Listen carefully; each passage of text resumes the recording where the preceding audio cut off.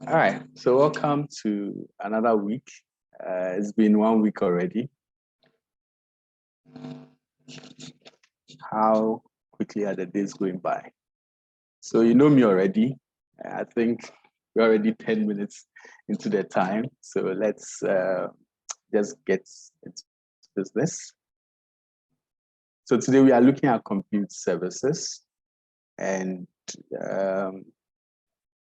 I've categorized them into four main topics. So we'll be looking at virtual machines.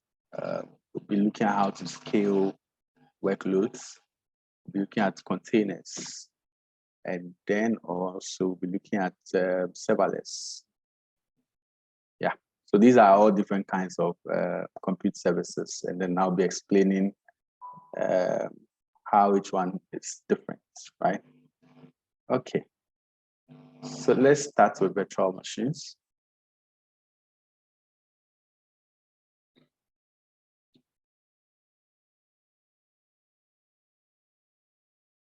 Okay. All right. So traditionally, companies will run data centers and then they'll have a rack full of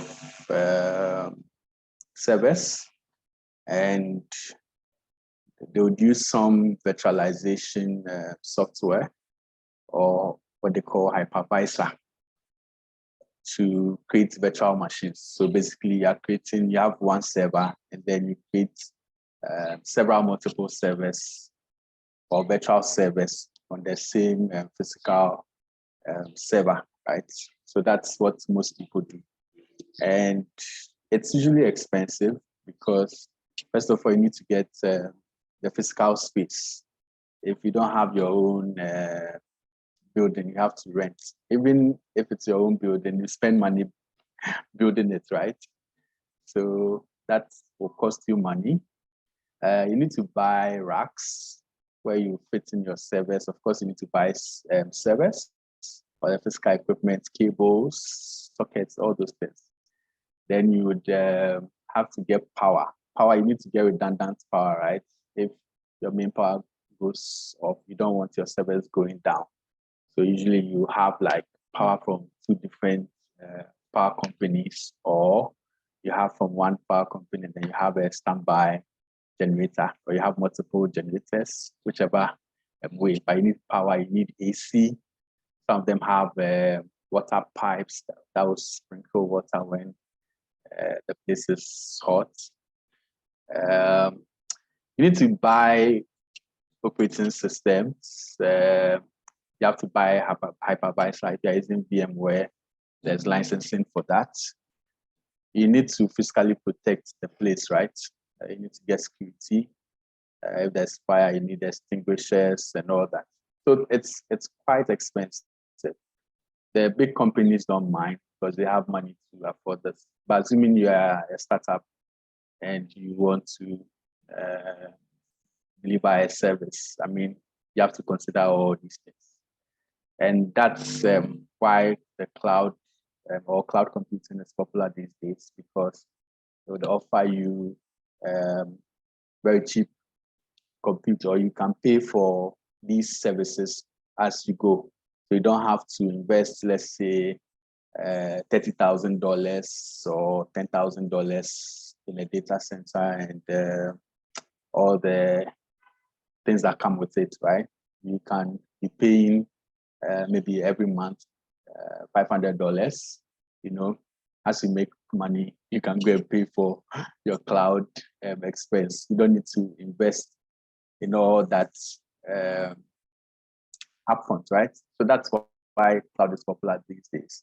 And last week, when we were talking about the shared responsibility model, we looked at IaaS, and then we looked at platform as a service, and then we looked at software as a service. So virtual machines in AWS fall under the IaaS because they're only giving you the server, and then you decide what operating system and what applications to run on it. So that will fall under IaaS. And virtual machines in AWS are called EC2, EC2 instances, right? So EC2 means Elastic Compute Cloud. So the C2 is coming from Compute Cloud. Then E is the Elastic, right? Okay. So they are called instances, and you can acquire them in various ways. You can decide to go with the on-demand option, where you pay for instances as you go. So that's like the default model, right? If you sign up for an AWS account today and you want to launch instances, the default way is to use the on-demand pricing. Okay, so usually you use on-demand when you are testing out applications or you've started building applications and you need virtual machines for them just to see how they run and all that. If your application cannot afford to go off or it needs consistent compute to run, then that's for you. There's another option which is called spot instances. They are cheap, but what happens is that AWS gives you up to 90% discount. So the 90% discount, the discount could be 10%, right? Or it could be 50 or it could be 20. But the maximum you can get is like 90%. What happens is that because they have a lot of capacity or servers which are yet to be used by others, what they do is, whilst there's capacity to be, there's a lot of capacity, they'll say, okay, since nobody is using it, why don't you use the capacity and pay me less? Because it's free. If nobody's using it, I mean, I'm not making any money out of it. But if you pay me less whilst capacity is available, then you can use it. What happens is that if you sign up for this and the demand goes up for capacity, so other people are launching other instances, then the price they give you will start going up. So when you are buying this kind of instances, you set your target price, right? So when you get to that price, they'll kill the instance. So this type of instances, you can't use them for applications that need to run for a long time, right? Just workloads that can tolerate failures and all that, right? You can start them at any time and stop them at any time. So if you have a use case like that, then you use spot instances. Now, let's say you want steady VMs, right? VMs that run for a long time. So for instance, you're running, moving into AWS, and then you'd be running a database. Database will run forever. So if it will run forever, then why not pay or tell AWS that this instance or this VM I'm buying, I'll be using it for a long time. So that's the reserved instance. You get discounts, but you have to commit to, let's say, 1 year or 3 years, right? So you reserve instances, and as you use them, they apply discounts to them. So you usually buy reserved instances for applications or workloads that you know will run for a very long time. And then so usually you buy some reserved instances, and then you can add some on-demand to them. Okay. And the savings plan is for you to commit to a certain usage, and then you get discount. So it's quite similar to reserved instances. But what happens is that you are using, let's say, on-demand price, right? If you commit to, say, let's say $200 every hour, you get some discount. So this is usually for those high users, right? High consumers. And then dedicated hosts. So I mentioned that on-prem, you'd have a server and then use a virtualization software to create several virtual machines, right? There are times or to meet certain compliance requirements, you need to make sure that your applications are running on a particular server. So sometimes when you buy some of the software licenses, they are licensed to a certain hardware, right? But what happens with instances is that we'll look at that later, right? An instance can be, when you stop an instance, for example, and you want to start it again, it can be launched in a different server. So they don't stay at the same place, right? If you stop and start the same instance, it will move. So assuming you are using VMs in a certain data center, right? And there are 50 racks in there. And then the instance you are using is on, let's say, rack 1, server 3, right? If you should stop that instance and then come and start it again, that instance may move to rack 30, server 4. So what happens if you have, let's say, Microsoft SQL license, right? And it's tied to a certain hardware.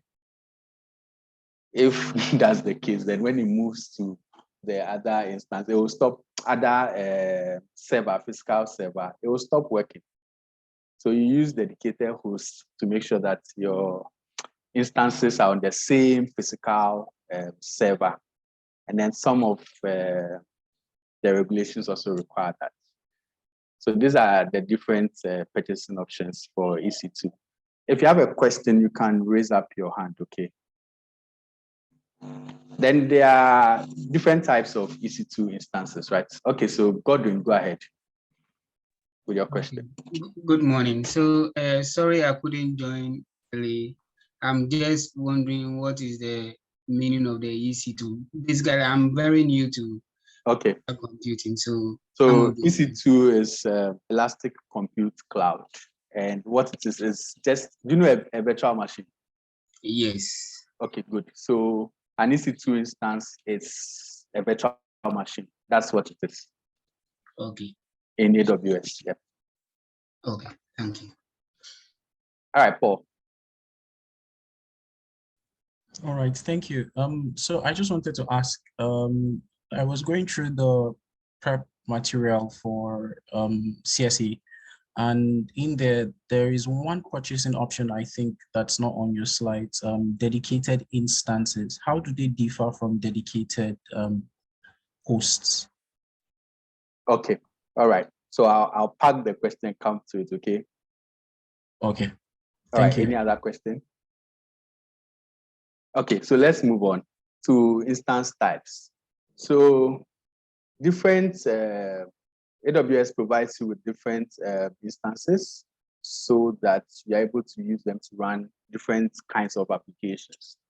And so if you're running machine learning model or doing inference or graphic processing, you need certain features that maybe the normal instance may not give you, right? So they are what we call a general purpose instance. You can use it for general workloads like hosting of web servers and even hosting databases and all that. So their names usually start with M or T or Mac. So Mac is for the Mac instances. In AWS, you can launch Mac. Mac was that one? iMac, yes. You can launch those instances in AWS as well. Then the T is the bestable. So they give you some allowance to increase the CPU or maybe I use, yeah. Then the M is just the general purpose. So it comes with like the standard or default configurations, most of them. So in each of them, you can have, let's say, one CPU or two CPUs or even 12 CPUs.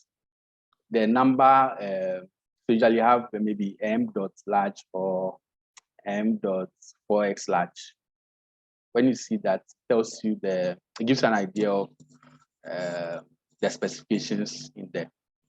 And they also have generations, right? So I think the M is currently in the 6th generation, and then the T is in the 3rd generation or so. You have compute instances. So those are compute optimized instances. Those instances are used when you need a lot of CPU power, or if you are doing high performance computing.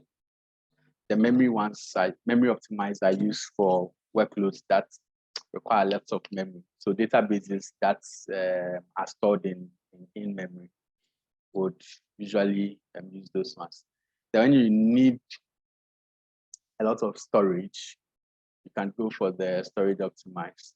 Then accelerated computing is for, so you have those with the GPUs, graphic processing units. Those work well for machine learning models. You have other instances that you can use for graphic processing and all that. There are FPGAs for floating point calculations and all that. So those accelerated computing instances have special hardware features that allow them to be highly performant. An instance would usually go through a certain life cycle, right? You would start it, or you would create the instance. That's when you launch it.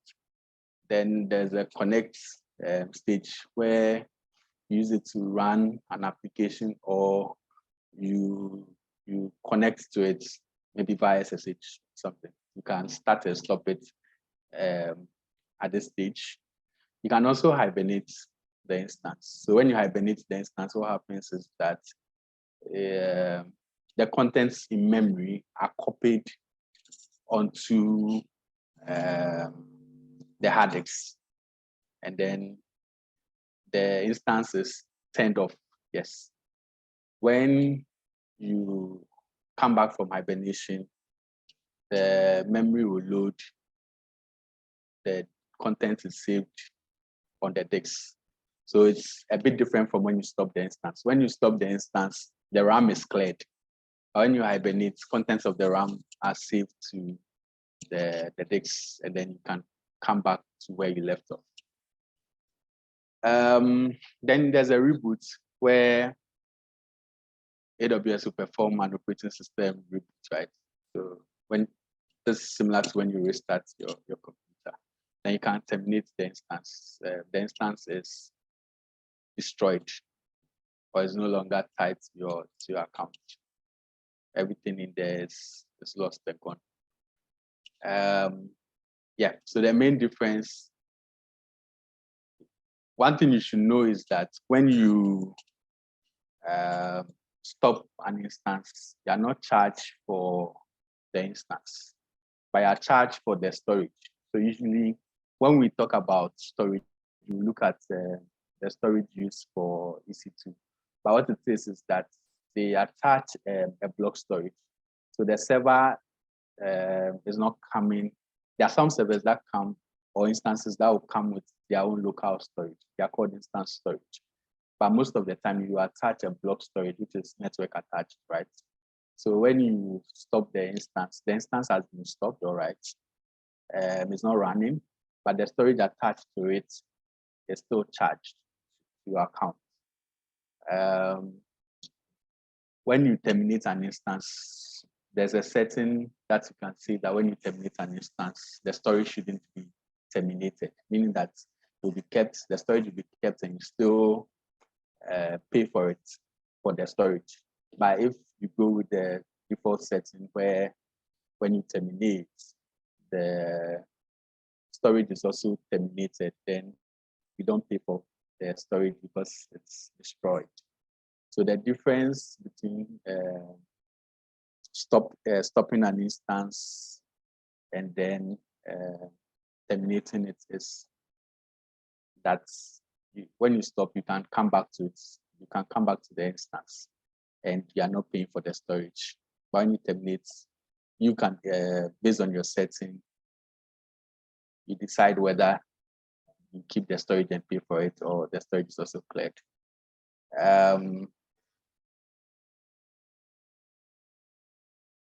So let's move on. There are no hands, so let's move on. Okay. So one of the things you have to know when using EC2 instances is that when you launch an instance, it needs the software to run on, right? So that will usually be your operating system, your guest operating system. And it's usually referred to as an AMI, Amazon Machine Image. An AMI is more than an operating system. Yeah, if we just say it's an operating system, would be wrong. So it would contain the operating system. You can also create your own AMI. So for instance, you have an application running already, right? When you create an AMI from your instance, now you have the application also on top of the AMI, right? So an AMI can contain OS, files, and applications to install on it if you create your own applications. So one thing about AMIs is Amazon has a marketplace, right, where third parties or individuals can deliver software to people. So basically, they use this AMI concept to deliver that. So you can buy a firewall from the marketplace, and it's an AMI with some software installed that can do firewall stuff. It would usually include a snapshot.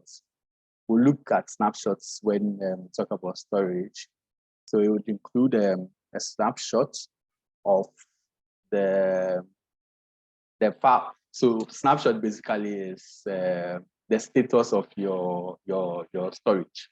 So your storage usually have your OS and software. So it would have a copy of that somewhere, and the AMI will reference it, as well as your block device mapping. So which other storages are attached.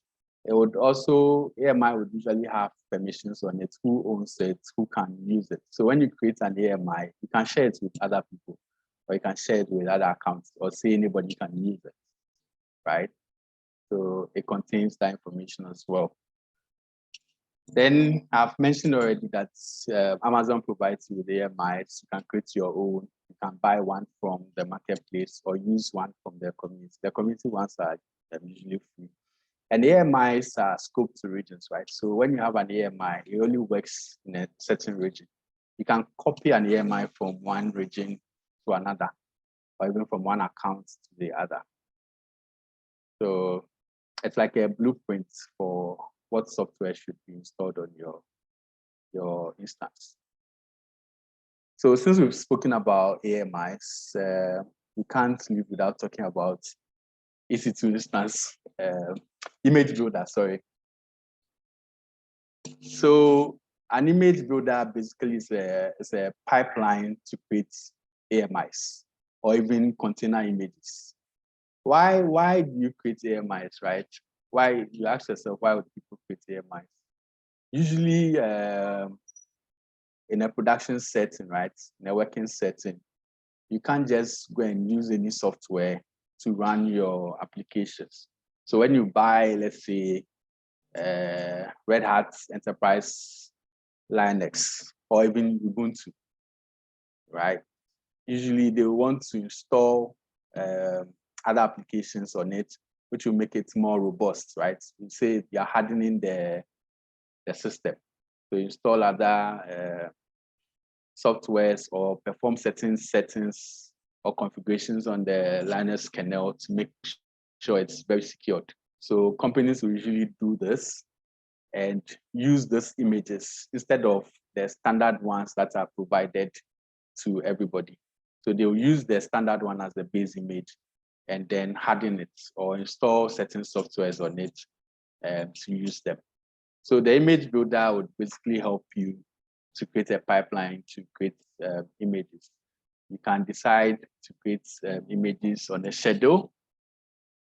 You add, from your base image, you add certain softwares and even other utilities that can be used to test it and all that. And then from there, you can distribute it to other people or other regions. So that's an image builder. There's also, when it comes to cost, there's the compute optimizer, which basically uses machine learning and your usage trends to recommend optimized resources. Remember, when we're talking about instance types, I mentioned that an instance in the same family, if let's say M, could have one CPU of 8 CPUs or 24 CPUs. So maybe you provisioned 24 CPU instance, but your CPU usage is always around 1% or even 20%. It means that you're underutilizing the instance. So based on the algorithms and all the checks, they can recommend to you that, oh, this particular instance, you're underutilizing it. Or maybe you have an instance which has one CPU and it's always at 100% or 90%. They can recommend a larger instance for you. But you need to opt into the compute optimizer service before you can get recommendations, right? It doesn't only work for EC2. You can use it for even auto-scaling groups, which we'll look at. Auto-scaling groups also contain EC2 instances, by the way. You can use it for EBS volumes and even Lambda functions. The compute optimizer is free, but there's another enhancement, which is the compute optimizer enhanced infrastructure metrics. So by default, compute optimizer will check your utilization for, I think, the past 2 weeks. But when you use the optimizer enhanced infrastructure metrics, it can give you recommendations based on your monthly or quarterly usage, right? Yeah. Okay, so we've spoken a lot about EC2. Let's go into the console and see some of the things we've spoken about.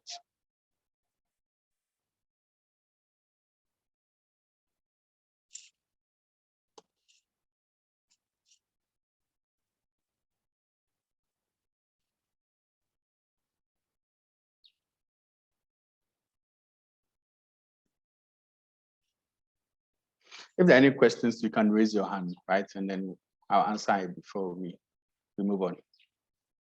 I've said a lot, so I believe there should be questions. Unless you tell me you all understand what I have been talking about. That'll be good news, though. So Vincent, yes, your hand is up. Yes. Hello, good morning. Hi. Good morning. I wanted to find out, let's say you reserve a certain number of instances of a certain architecture, and you read and learn more about different kinds of architectures, let's say the Graviton processor, and now you want to switch to that.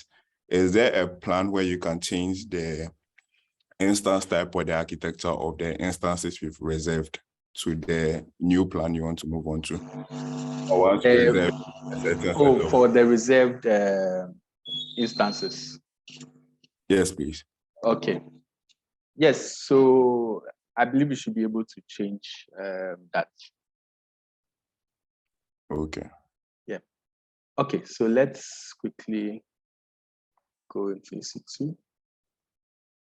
So this is how you would usually go and look for EC2. Or if you're on any service, you could just type EC2 in the search and then it will give you options.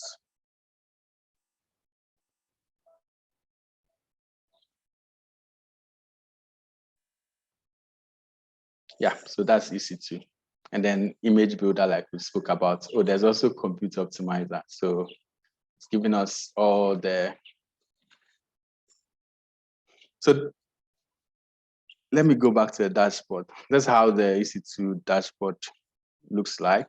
You have instances, you have images, we have block store, which I mentioned EBS earlier. There's network and security, load balancing, and auto scaling. So usually you find all your instances that are running, your elastic IPs. So since we have elastic IPs here, let me just touch on it before we even get to the networking, because there'll be a lot of things to cover for networking also. So when you launch EC2 instances, they can either have private IPs or private IPs and public IPs. What it is that we have what we call private subnets and then public subnets. So a private subnet basically will not have internet access, so it won't have a public IP. But an instance in the public subnet would have a public IP. I mentioned that instances can be started and stopped. When you stop an instance and you start it, you start it, right? Its public IP will change. So assuming you have a server that you have created a DNS record for, and the public IP changes, it means that DNS record will no longer work. Or you need to communicate with your server from another system, and you want to use the public IP.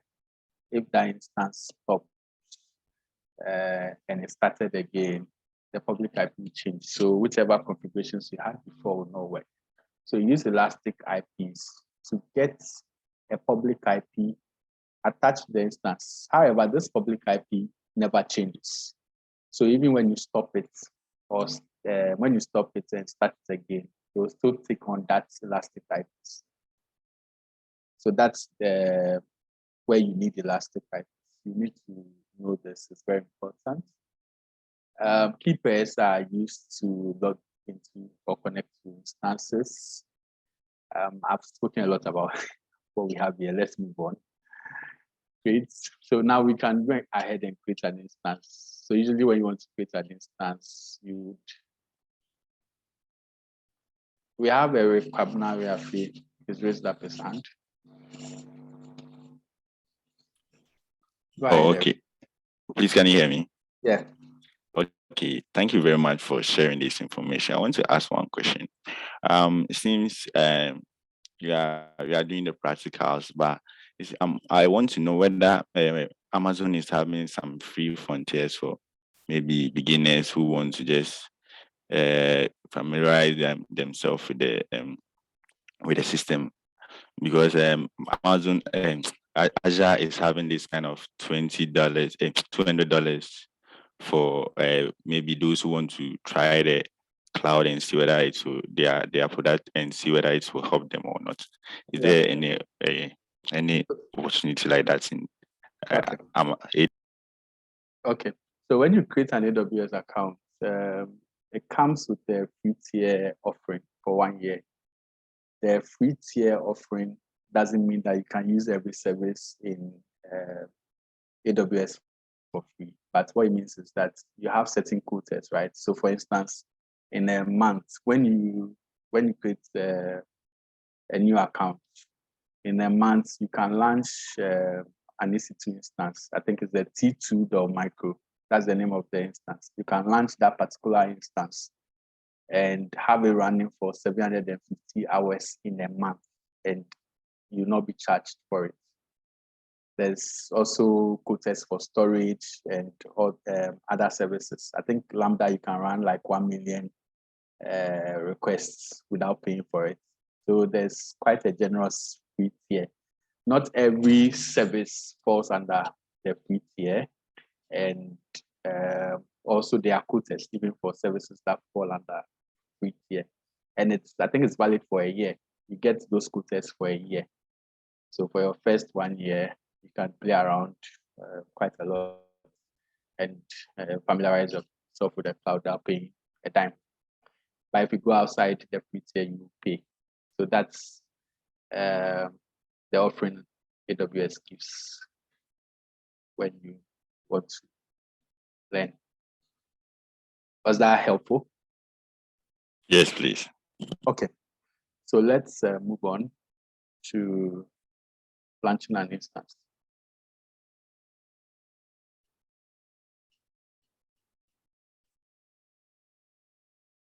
So you usually need to give the instance a name, so Bootcamp. And then we spoke about AMIs, right? So these are some of the popular AMIs. There's Ubuntu, there's Amazon Linux. So let's launch an Amazon Linux EC2. This is the architecture. And then this is the AMI ID for the AMI we are using. Now, I mentioned that AMIs are region scoped, right? So let's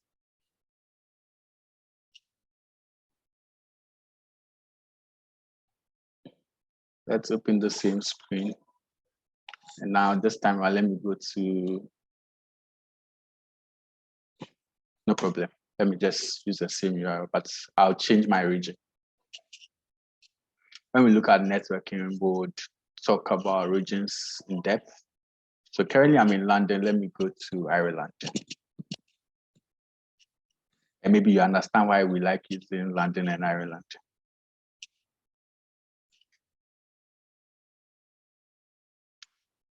So when I get to Ireland, yeah. Now let's also launch, we still selected the Amazon Linux, right? The Amazon Linux, let's check the AMI ID here. This one ends with 558D. That's Ireland. And in London, they say the same Amazon Linux 2 ends with 9AE0. So they are scoped to a region. I think we understand that. Yes, so on the free tier, you see that by default, you are given the free tier eligible instance. That's a T2.micro. We can use that. Now, we can also use a key pair, right?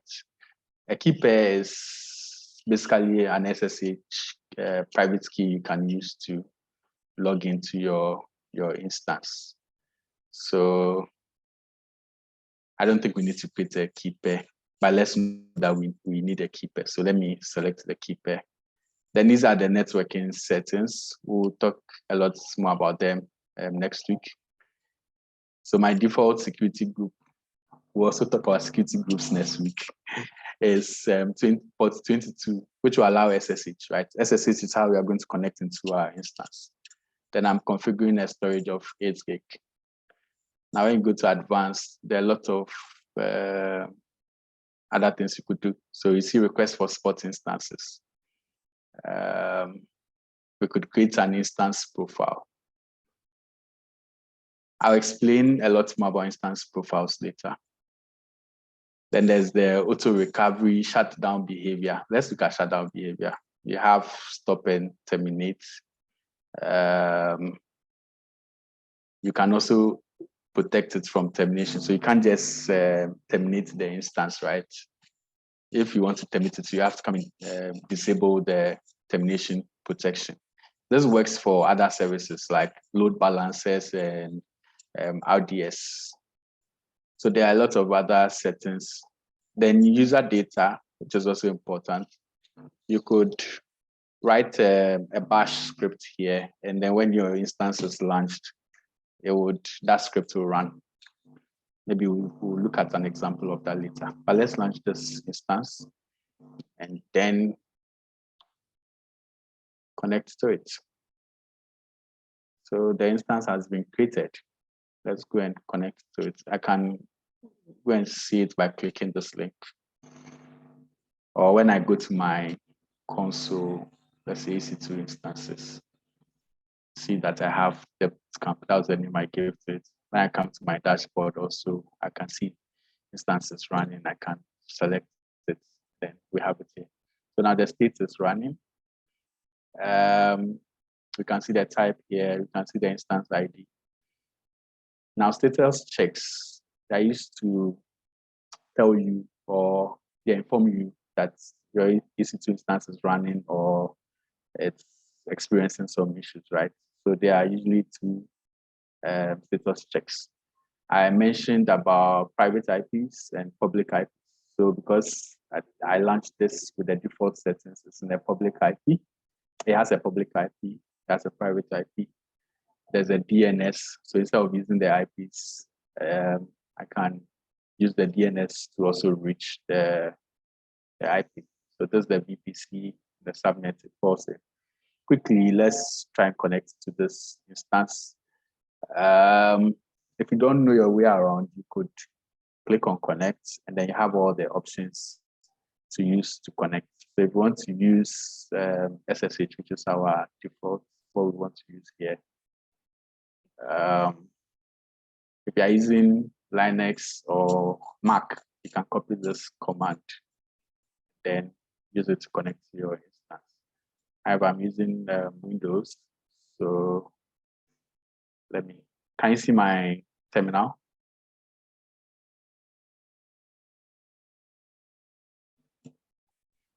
Can somebody confirm? You can't see my terminal? No. You can't see Putty? No. Okay, let me change the sharing.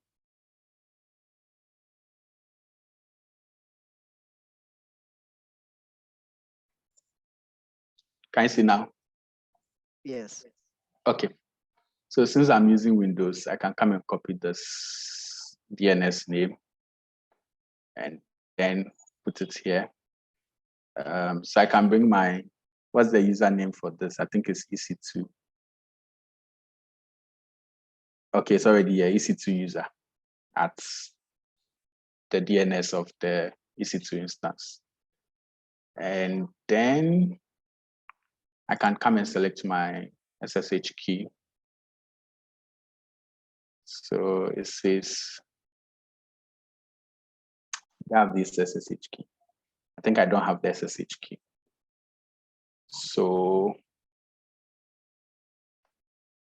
let's terminate the instance. At least we can use this to see how we can terminate the instance or even stop it. So we can stop it. You can see over here, stop, reboot, terminate. So let's stop it.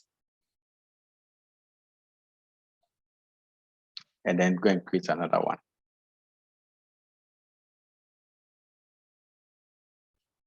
Bootcamp 2. So still Amazon Linux. Let's go and create a new key pair. Since I'm using Windows, I'll select the PPK. If you are using Linux or Mac, you'd use the PEM. So I call this one Bootcamp. So you see how we create a key pair here. Quickly, I'll create this key pair and then you'll give me a downloadable file. Okay, good. Bootcamp.ppk. We've looked at all the other settings already. So let's go ahead and launch this. Now let me open my terminal again, or my Putty client, and then go to the instance.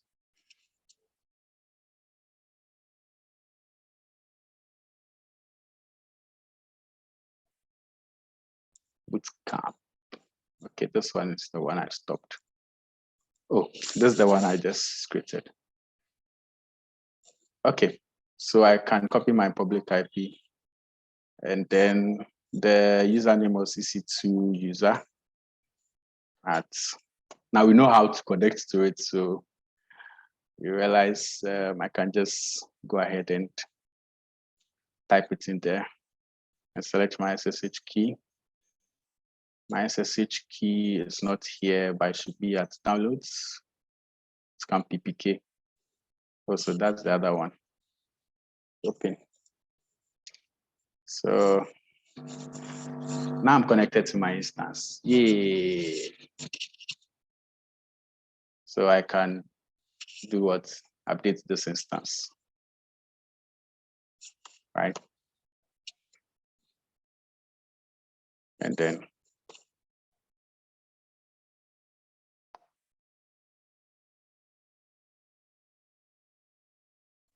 so I run the YAM update. This Amazon Linux, so it uses the YAM package manager. So I'm just updating the system.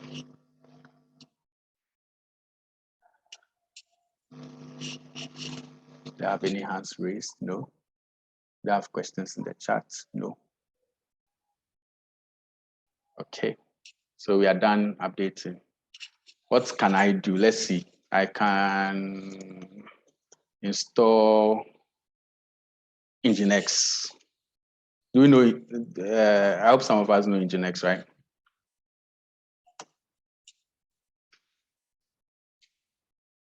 Okay. We don't have Nginx here.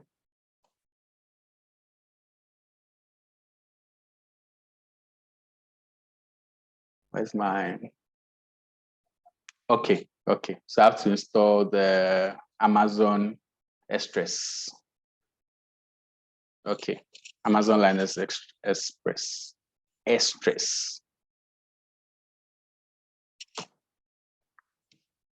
All right.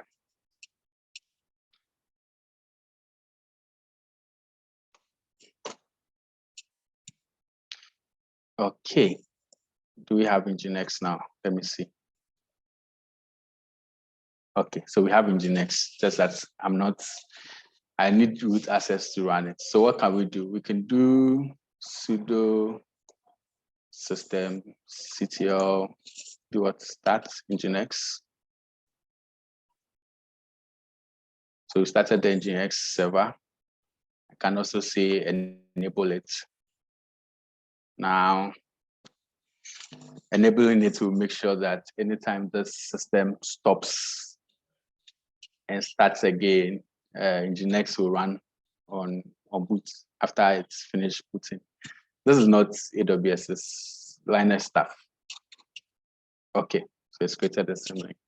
So now, if Nginx is running, by default, Nginx runs on port 80. It has a default site that runs on port 80. So let's curl. Curl is like a client you can use to connect to a site or a server. Good, so I got a response. Now let me open this in my browser and see if I'll get the same response. It shouldn't work, and because of time, the reason why it will not work is that there's what we call security groups. Remember, I allowed port 22, so that I'll be able to connect to my instance using SSH. So if I need to access anything on another port, I need to grant it access using security groups.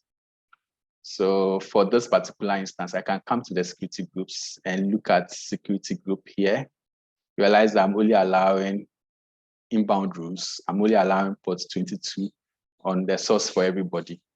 I can update this to allow port 80. So I'm basically coming to add port 80 here. And then I can say, let's say, I can decide on which IP should be allowed, right? Don't they have my IP somewhere? Okay, so let's do what is my IP.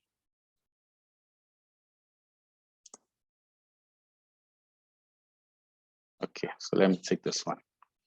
Then I can just come and restrict this to my IP.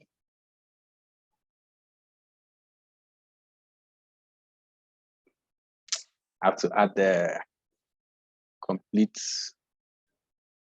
yeah. So I can save this rule. Let's save the rule. If it doesn't work, then my IP is wrong. That's the only reason why it will not work. Yeah, so I've saved the rule. Now I can just come and refresh this. Oh, it's refreshing itself. So yay, our site came up with the what's called. Anyone can enter this into their browser and see if it works. The IP here. It won't work because I only allowed my IP. Unless you are connected to the Wi-Fi at my home, then you'll be able to access. Can somebody try that? When you try that and give me feedback, then I'll enable it for everybody and then we'll see if you can access it. Just to make sure we understand the concept here. You share the IP? The IP, okay, let me put it in the chat. Just type it in your browser.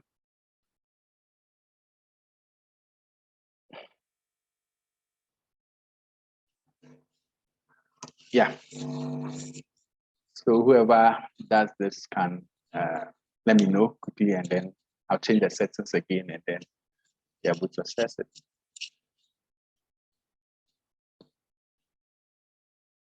So I've tried it. It keeps loading, but nothing is showing now. Okay. Let's get the not able to load page first, and then we'll correct that. Do you have that page now, or it keeps loading? Yeah, so it says this site can't be reached. Okay, all right. So let's change the security group. Where's our security group? Yes, this is a security group, right? We had inbound for only my IP. Now let's change inbound. Where did I go?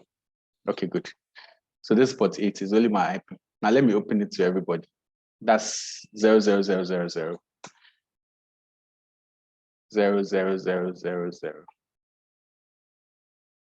That's my Zoom controllers. Good. So now I've opened it to everybody. Let me save it, and then let's see.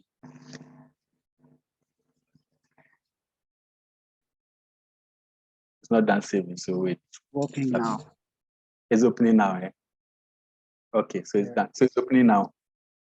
Yeah, mine just opened. Okay, all right. So it just worked at my end as well. Yeah. So that's security groups for you. They control access on which ports should be allowed and which users or IP should be allowed. I think we can look, we can deep dive into security groups when we do networking. Yeah. So what else can we do with, I think we should, it's 11, let's take 10 minutes break, and then we'll come back at 11, 12. Timer.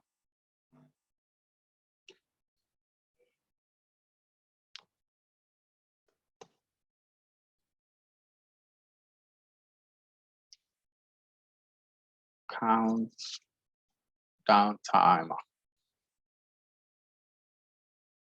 Hey, Google, so they didn't give us the timer.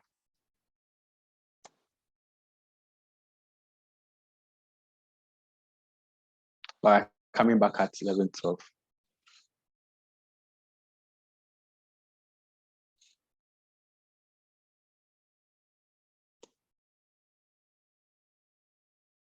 What's this one?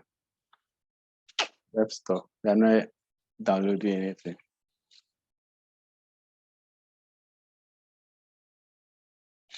Okay.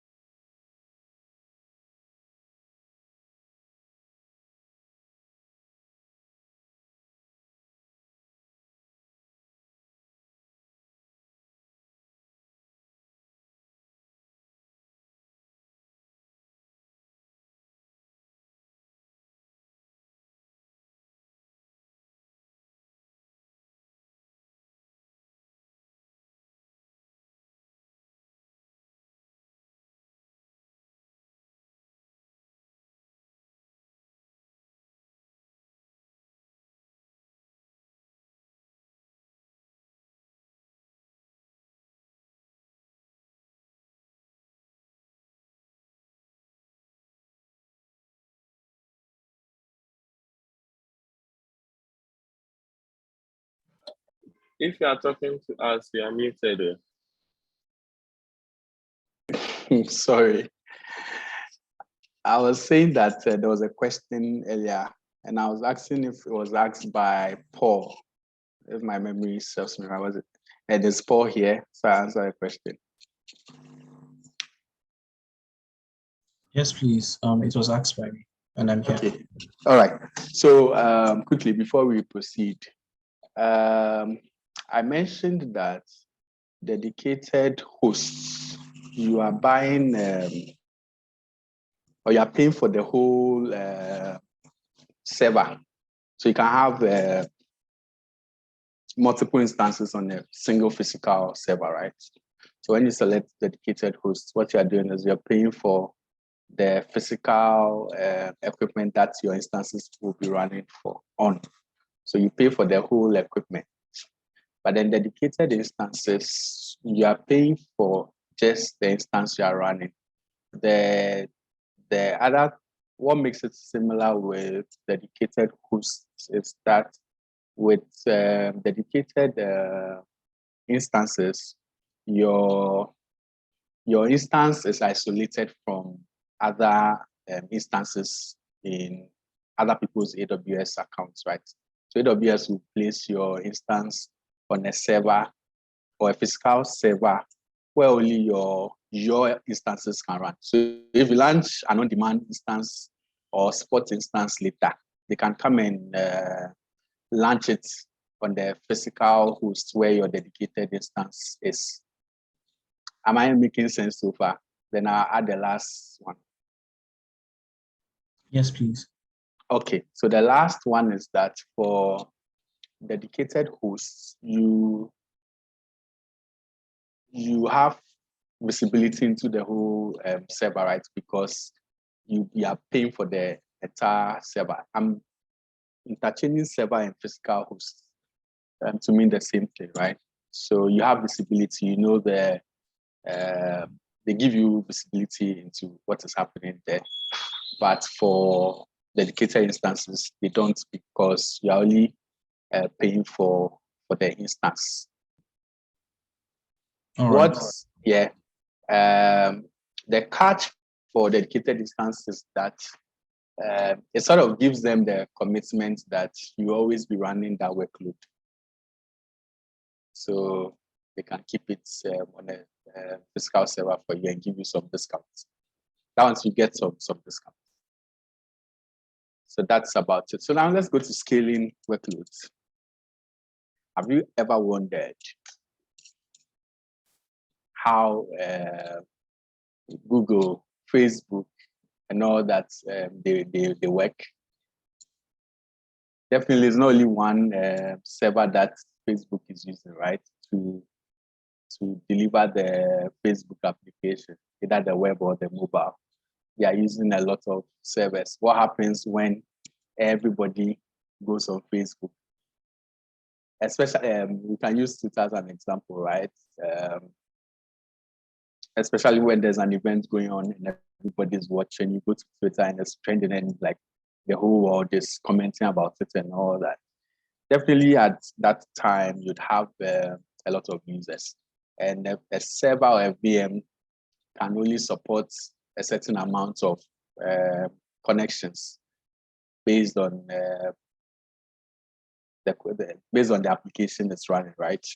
So it's possible that one VM can support maybe only 100 connections or 50 or 500 or 10. So what happens if you have 1 million customers all of a sudden, all of them trying to access your server? So Amazon has what they call Prime Day, where they give a lot of good deals. So you have a lot of people buying on that day. Or when it's Black Friday, you have a lot of people shopping, right? How do you make sure that you have enough servers to deliver your applications? Also, what happens what happens at night when no one is using or very few people are using your application, right? Do you create 10 instances to serve your applications all the time. And then let's say at night when nobody is browsing or accessing your application, those servers are idle. So how do you handle these situations? And that's what we are going to look at in this particular section. Before we go on, I think I should go and stop my EC2 instance so that I don't pay. Yes, I think the instance is still running.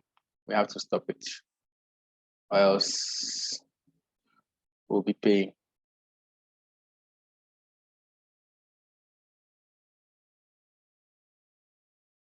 So you also always, if you are learning AWS on your own, you always have to make sure you stop instances you start, and that you'll be surprised. You have a bill shock. So let's note that. Okay, now let's go back into our slides. So in this session, I'll start by introducing a concept or something called launch templates. You can find them in the EC2 console where we went, but we didn't look at that. So a launch template, you realize that when I was going to deploy my EC2 instance, I had to choose an AMI, the security groups, the key pair and all that. So it means that every time I'm going to create an EC2 instance, I have to go through the same process over and over and over and over and over. Launch templates allows you to define all those information once, and then you can use them. You can use it to launch instances multiple times. So it avoids that repetition where every time if I want to launch Amazon Linux, I have to go and select it all the time. And I may even forget the version I want and all that. But when I create a launch template, I can reuse it multiple times. When you create a launch template, you can actually state in the template which pricing offerings you want. You want whether you want a mix or you want just a particular type of pricing. It supports all the latest features of EC2 and auto scaling. Why did I put this in there? There's another form of template called launch configuration.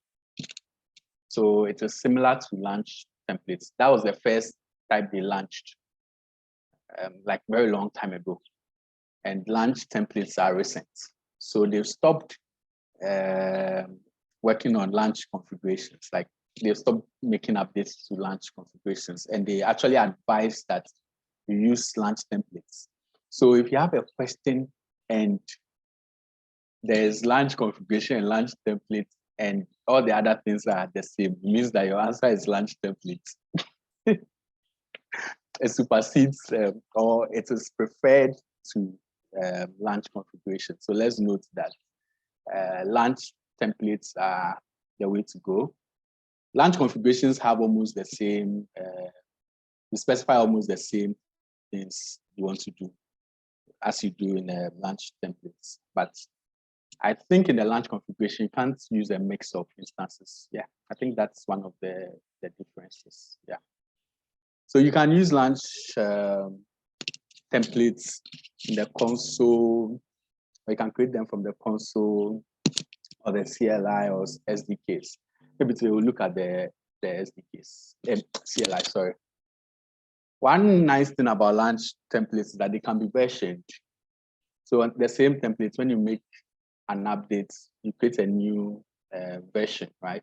And then you can set your default version, or you can decide to use a particular version of the same template. That's also one feature not available with the launch configuration. Now, on my slide, I have auto scaling groups. Before I speak about auto scaling groups, let's talk about the concept of scaling, right? I mentioned earlier that, let's do some maths here, right? Assuming that a server can serve 10 connections, right? And you have 2 servers for the same application. That means you can serve 20 connections at a time, right?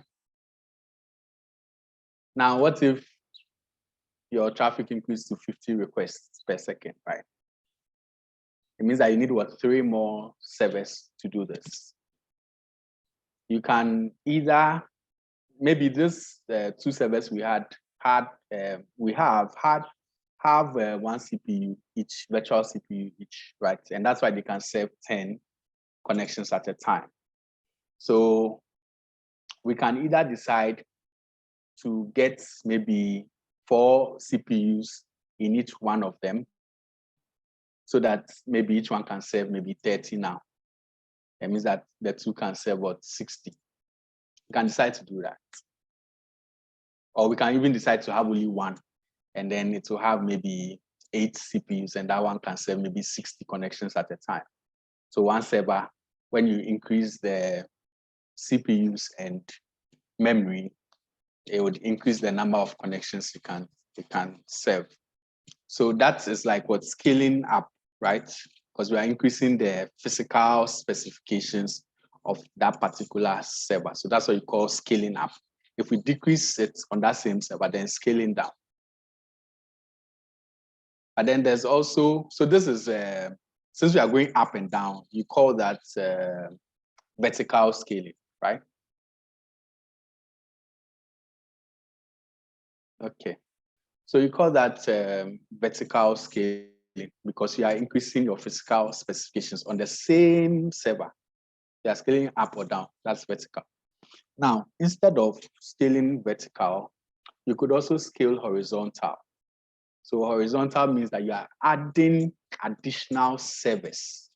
So instead of 1, now you have 2, or you have 3 servers doing the same thing.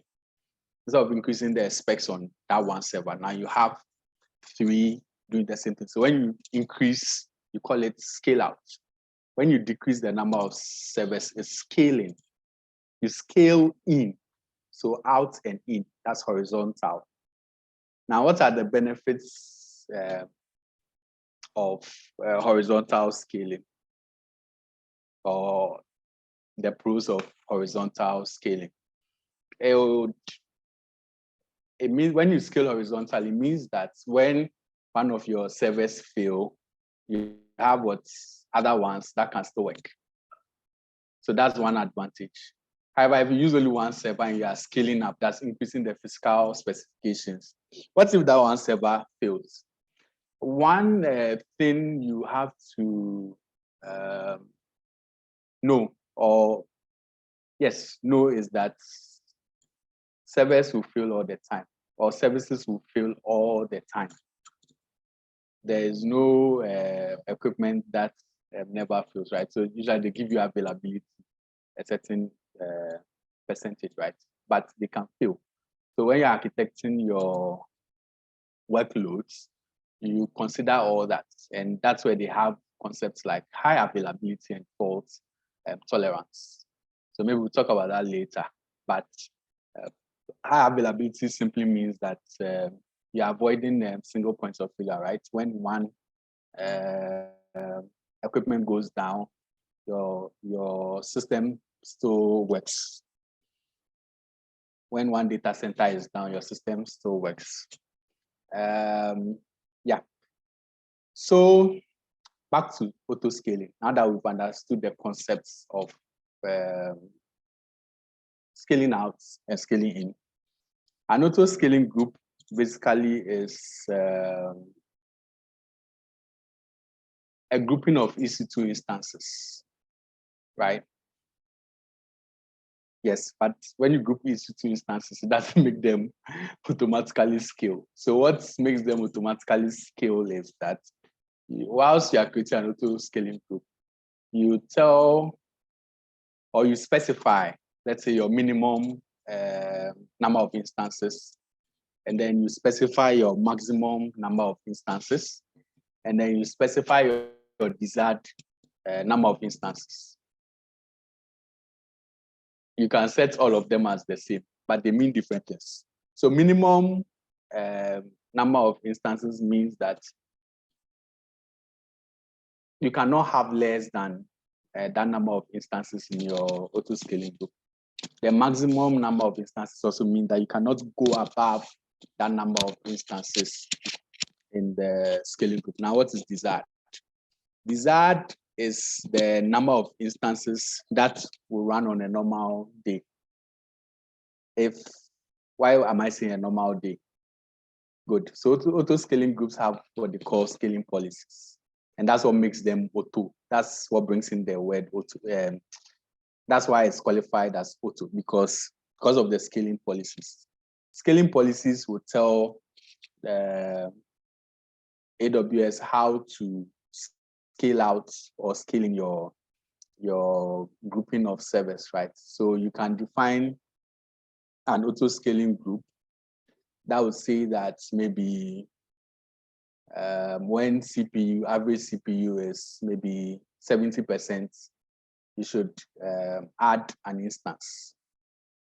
So with this, it means that, mind you, the number of connections you have at the time will determine the load on your CPU, right? So if you're having more connections, that means that your CPU load is going down. You could use memory or other metrics for that. It means that the CPU load is going up. And then whilst it's going up, your average load too is going up. So when you get to that value you've specified, then it means that it has to add or scale out, add instances to your auto scaling group so that your average CPU utilization can reduce a little. So that's how you can use multiple servers to respond to demand. Now, when the load reduces, now, because you set a certain target and then the target is going down, now you can remove some of the instances so that you can eventually get to your minimum capacity. So that's how they work. You can scale manually also. So you could say that every Sunday evening, add 2 instances to my auto scaling group, because Sunday evenings, maybe you have a lot of traffic. Or you could use predictive scaling also. That one is based on forecast, how your systems have performed over time. So we use auto scaling groups to provide high availability and also to optimize costs, because you do not want to run 5 servers all the time and most of them are idle for half of the day, right? You want to utilize your servers. You remember that when we spoke about cost optimizer, we said that it can give you recommendations on auto scaling groups. So if it sees that you have configured your auto scaling groups and you're underutilizing them, it would give you recommendations on how to, which instances to use and all that.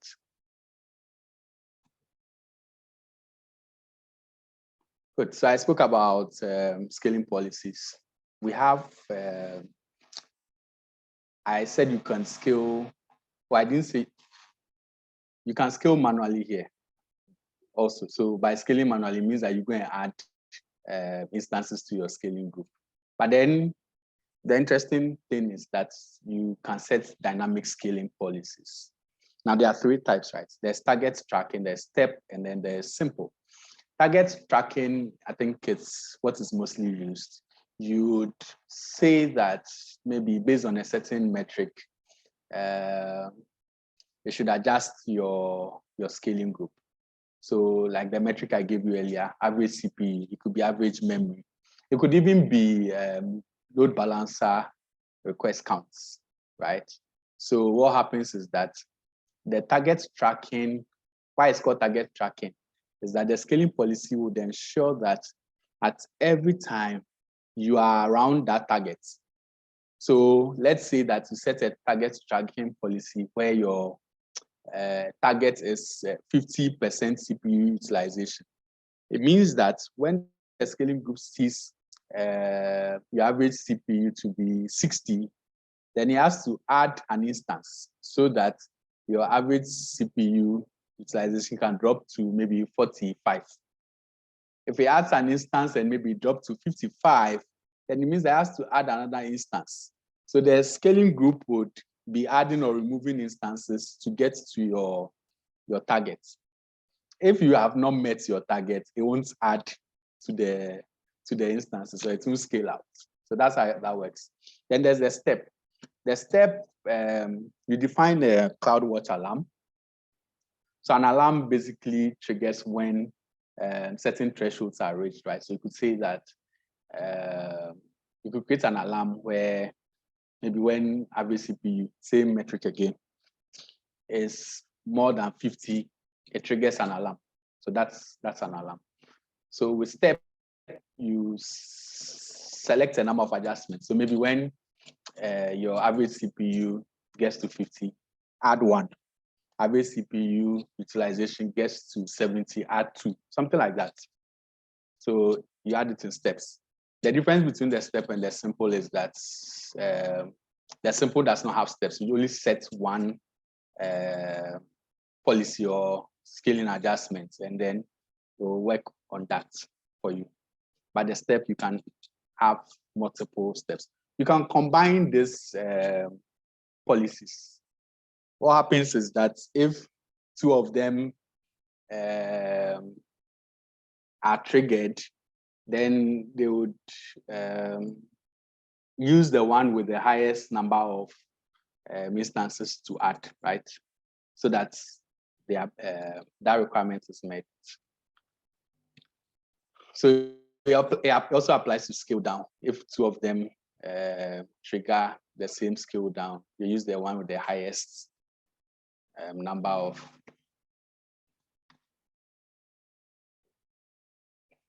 instances to take out. So let's look at load balancing, right? I mentioned that we've spoken about auto-scaling groups and the fact that they can help you increase your number of instances to serve requests and all that. But how do we know the number of instances you have, or which servers to send your request to? So that's where load balancing comes in, right? Load balancing, it's a general IT concept. It's not only known to AWS, it's a general IT concept. So usually when you have multiple servers, or what they call a server farm, or some plenty backends, you need another system to interface the traffic and then route the traffic to any available server that can process that request, right?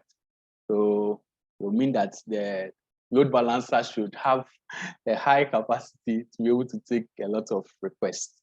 Yeah, it could be a hardware or a software.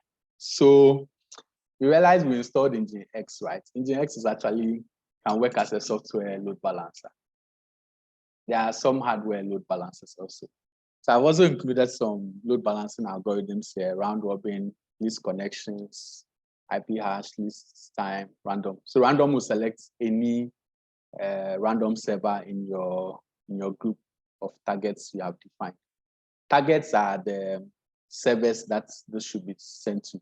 And the reason why we are looking at load balancer here is that your targets would usually be, for EC2, your targets will usually be an auto-scaling group. So you have some EC2 instances, and then the load balancer. Transport for Monday itself will be hard given. Let me mute. Gordon, can you? So you make if you. Okay. So round robin would go round, make sure it gives each server a request. So when a request, if you have 3 servers, when a request comes now, you give it to the first one. The next request goes to the second one. The next one goes to the third one. Then I come to the first one again. So yeah, these connections would be the server with the current least number of connections, right? And then there's IP hash and list time. But let's not waste time here. Let's move on to elastic load balancing. So AWS provides a service that lets you do load balancing. And the service name is elastic load balancing. I think there are 4 types. One is very old and they don't advise you to use that. That's the classic load balancer. There's the application load balancer, there's gateway, and then there's the network load balancer. I think we'll look at it later in the next slide. But then what elastic load balancing offers is it gives you security. You could use web application firewall. So web application firewall basically would filter requests that are coming to your load balancer for known malicious requests and all that. So SQL injections and all those things. Web application firewall can handle those. Then security groups, we looked at them earlier. They were blocking all of you from accessing my Nginx site. So you could also add a security group to a load balancer to restrict which ports can be accessed and from who.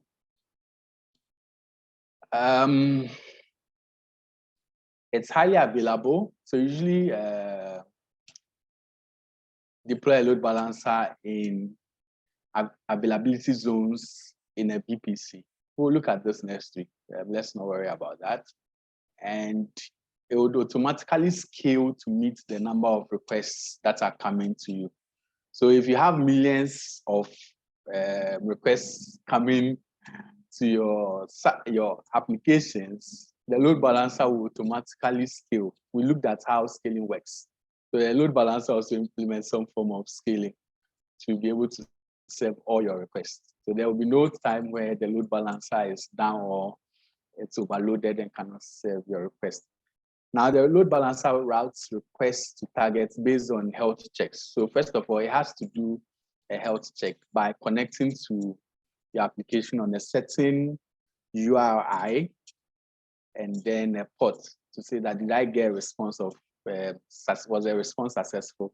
If it's successful, you set a threshold for healthy requests. So let's say if you set 3, it means that you have to get 3 successful responses, and then you say that it is healthy, and then you can route requests to that. So assuming you have 3 servers in as your targets or your auto scaling group, and 1 goes down, the load balancer will not route traffic to it because after failing the health checks, it will render it as a failed target and will not send requests to it. It will only send requests to the healthy ones. Sticky sessions. Now, let me talk about stateless applications, right? When you access YouTube, right? It is possible that the first request went to server A, and then it is possible that your second request went to server B. But you don't realize that, and all the servers cannot keep your session information, right? Your session information basically will contain who you are. So last week we looked at authentication authorization. The session information would contain basically your authentication information and how long your session is supposed to last and what you're authorized to do and all that. We can't keep all that on for every customer on every server. So usually when you are using load balancing, you have to make your application stateless, meaning that they don't store information about the customer on the server, because it will become difficult to get that information when a different server now accepts their request. It means that they will now look like a new customer on the new server. But sticky sessions would ensure that requests from a particular client would always go to the same targets. That's like a remedy for the situation I gave earlier. Yes. So you make sure that every time the same, you keep the session information on one server, and then the load balancer is routed such that it takes the sessions to the same server. However, that's not how elastic load balancing sticky sessions work. Sticky sessions are actually sent to the target group. So you still have multiple servers. And so you still have to keep your applications stateless. It doesn't go to the same server as the targets, and the targets can contain multiple servers. You can get monitoring information, metrics, logs. You can even log your the accesses to the load balancers and send them to S3 and analyze them and all that. So that's also available. Now, load balancers usually would have a listener and a target. So a listener is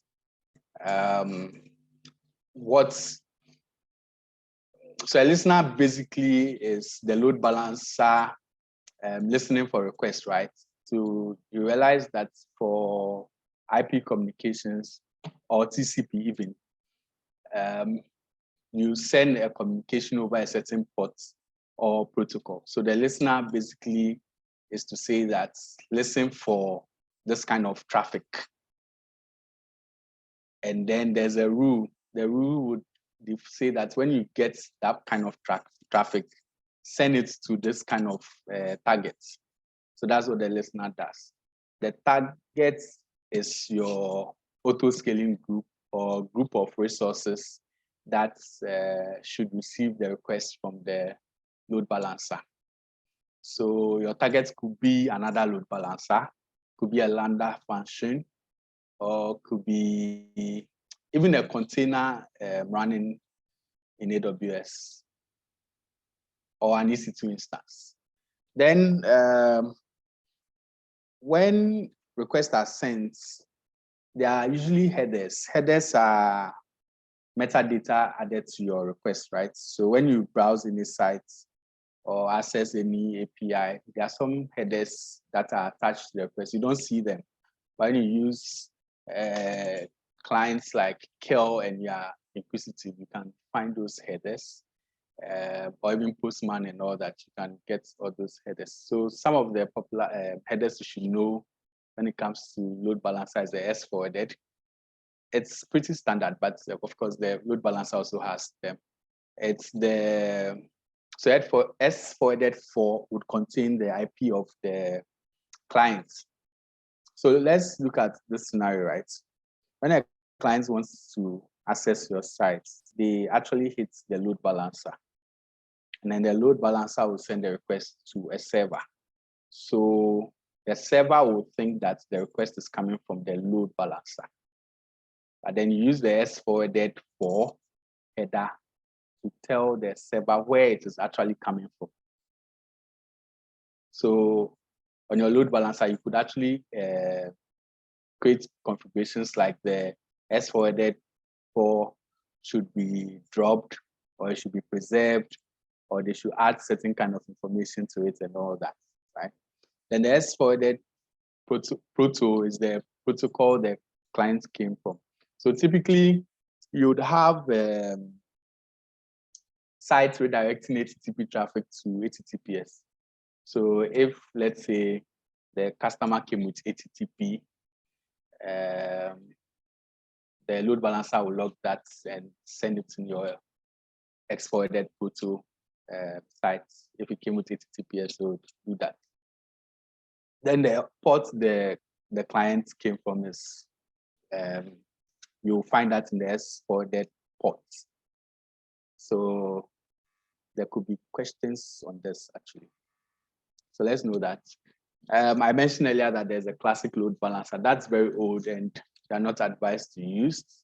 Typically in the certification, and then you will not even be asked any question on that. So we are looking at the ones that are in use now or you can use for your workloads. The application load balancer operates on the layer 7 of the OSI model. Basically, what that means is that it can filter the URIs. So usually, let's say when you go to Facebook, you have facebook.com. So that's like the base URI, that's slash. Then you go to your profile, it's maybe slash profile. So those when you use that application load balancer, you could create rules based on that. You could say that maybe /profile should go to this target, / this should go here, and all that.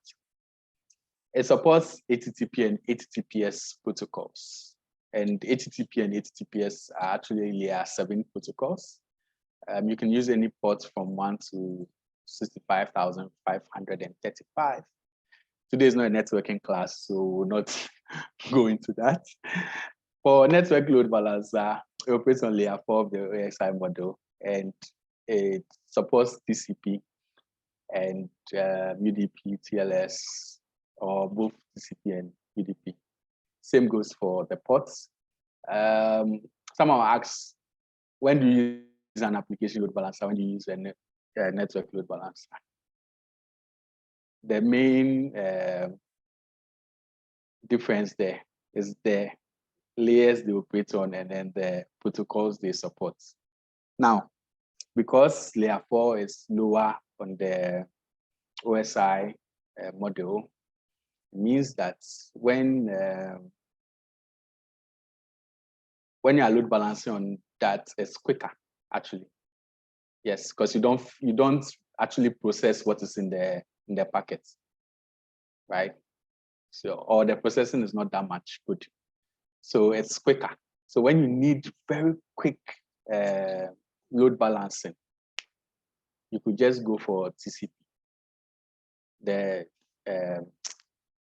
network load balancer, which listens on the transport layer. That's layer 4. But when you want to go deeper and do some filtering and all that, then use the application load balancer. For most cases, you'll be using an application load balancer. But when you want extreme performance, then that's where the network load balancing comes. Sometimes you could even use network load balancer to interface an application load balancer. Yeah, so that's some architectures there. The gateway load balancer is a special kind of load balancer. It operates on the layer 3, that's at the IP level. So usually you have virtual appliances, right? I mentioned the AMIs at the marketplace. Virtual appliances are usually delivered as AMIs. So you could have a VPN server or an intrusion detection and prevention system. So that's like a firewall. By detects people are not supposed to, or IPs are not supposed to be accessing your sites and all that, and blocks them, locks them. You have firewalls also. So you can use the gateway load balancer to scale this kind of applications. It listens on the IP level, and then it will route it to your targets. If you want to, I think we'll dive deep into endpoints in the next session when we look at networking. But if you want to keep traffic within your VPCs, so you could have multiple VPCs, you can use the gateway load balancer interface endpoints. I've not looked at networking, so I think we shouldn't talk about this much. Next week, I'll tell you what endpoints are, and then it will make sense. So yes, we can do a demo. I think so let's do a demo and go for a break.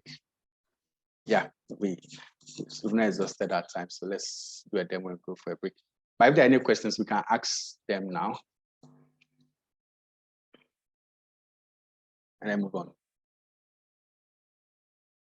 Okay. So someone will ask, why did I demo why did I treat launch templates and all that at the auto-scaling side? Because you typically use them to create the auto-scaling groups, right? So let's do this. I mentioned we could create AMIs, right? Let's create an AMI, use it to create a launch template.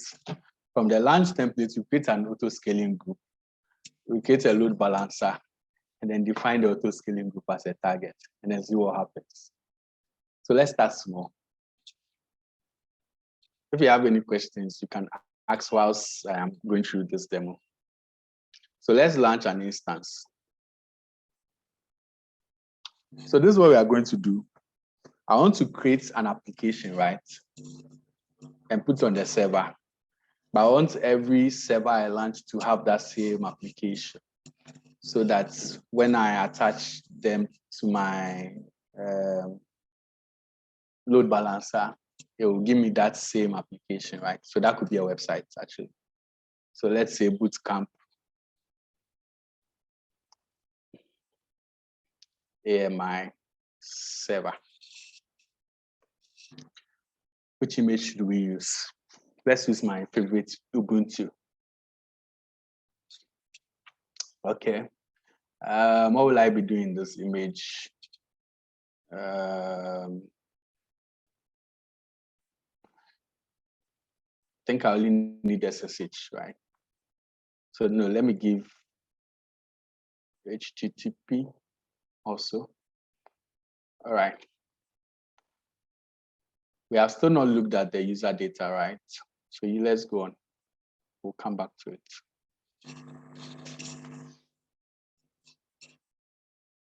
If you have a question, you can ask whilst I'm doing the demo.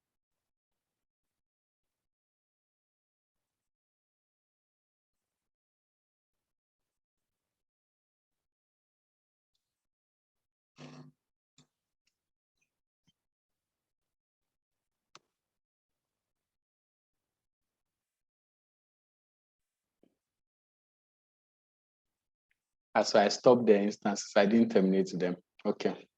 I don't think I need them, so let me just terminate them.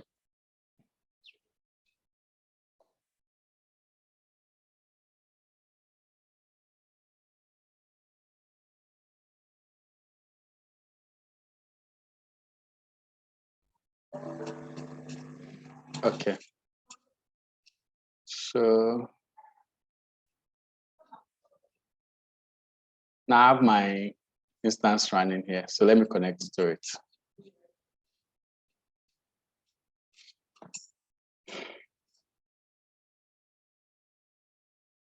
By now we are familiar with how to connect to our instance, right? So I quickly go through this and then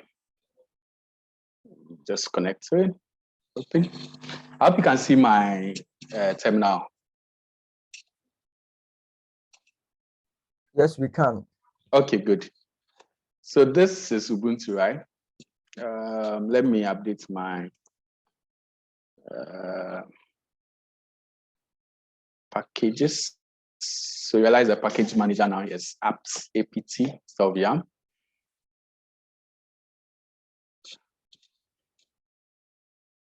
So let's write a Python application or a Flask application and then access it here. So let me see if we have Python. Usually Ubuntu comes with Python 3, the latest version. Okay, good. We have Python 3.10. All right. So that's good. Do we have Flask?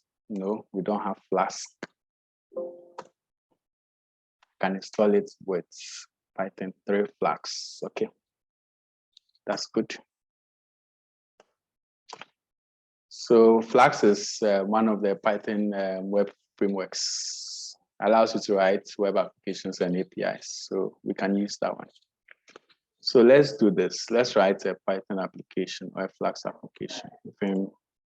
App.py. Since I don't want to bore you with all the code, let me just go and copy my Flask application here and I'll tell you what it does.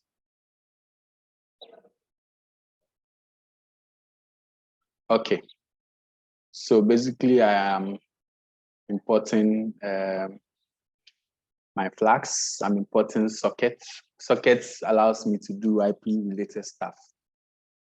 So all I'm trying to do is get my private IP here, or the IP on this particular instance, and then I would return it. Mind you, I've defined the route here. That's the default slash. And yes, so it means that when I hit my server on the slash endpoint, I should get this response. My IP is so space. Okay. So that's like a very simple application. Let's do this. So now to run this, I can say No, by default, it should even take it. Python 3 flags run. Good. So now my application is running on port 5000. I have to, okay, so I think with this, I'll not be able to access it externally, but I can access it within the application. So let's confirm that. And then I'll change the setting, curl localhost 5000. Okay, so you see, it says my IP is something, yeah. You see, it says 134.129. Can you see that my IP is 34.129? So that's correct, okay, good. Now, let me run flags again to allow me to access this outside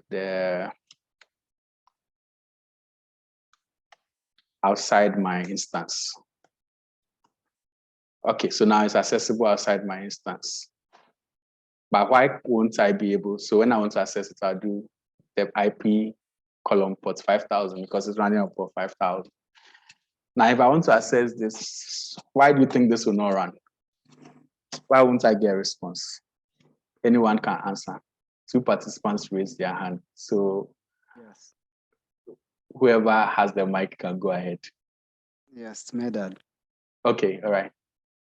Yeah, that one will not plan because we didn't open that port on a security group.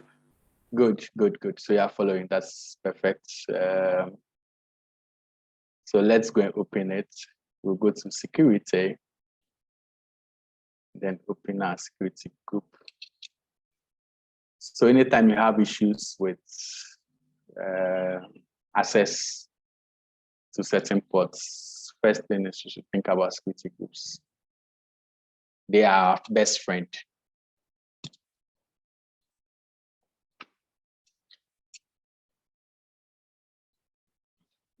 So let's add the rule for 5000.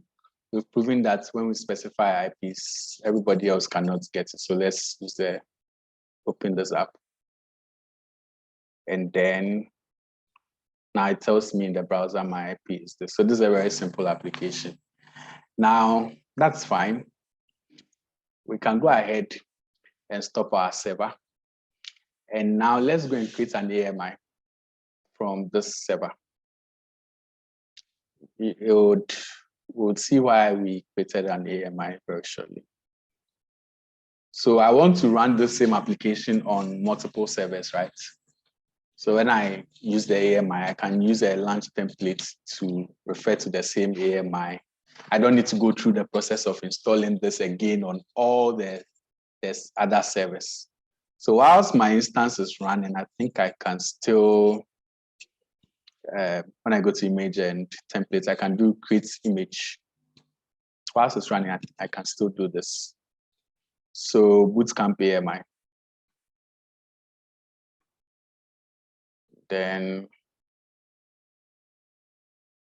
I think that's all we need here. Let's create the image. We usually have to wait for a while for the image to,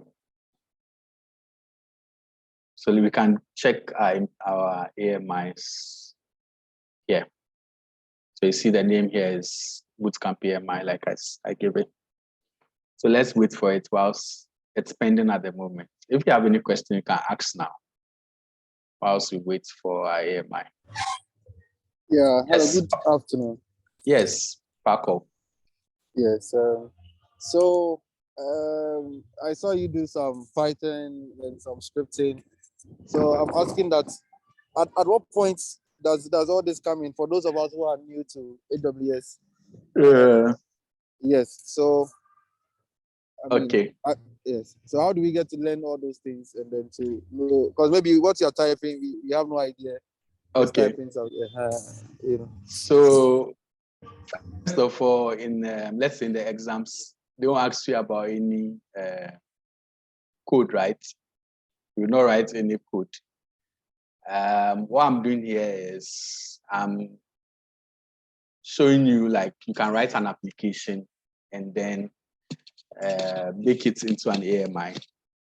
And then based on that, you can launch instances from that AMI. So programming is good to know it, but you can use AWS or take the exams without knowing programming. In the real world, you need to know programming because before you need to develop an application, unless there's another person who will be doing that job and then you will be deploying.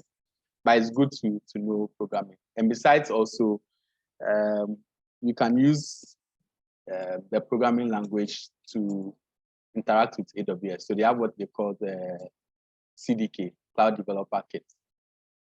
You can use that to create AMIs, launch instance, do everything I'm doing in the console, basically. In Lambda, you can write programs to interact with your AWS services. So you have to learn that on the side, or it's a good skill to have. But on the exams, you'll not be asked that. And mind you, certifications are not the end, right? You need to, in the real world, you need to still be building stuff. So yeah, that's the answer to your question. So don't be troubled, but it's something you have to, it's good to learn or know. Okay, right. thank you. Welcome. So am I ready? Still pending. Okay.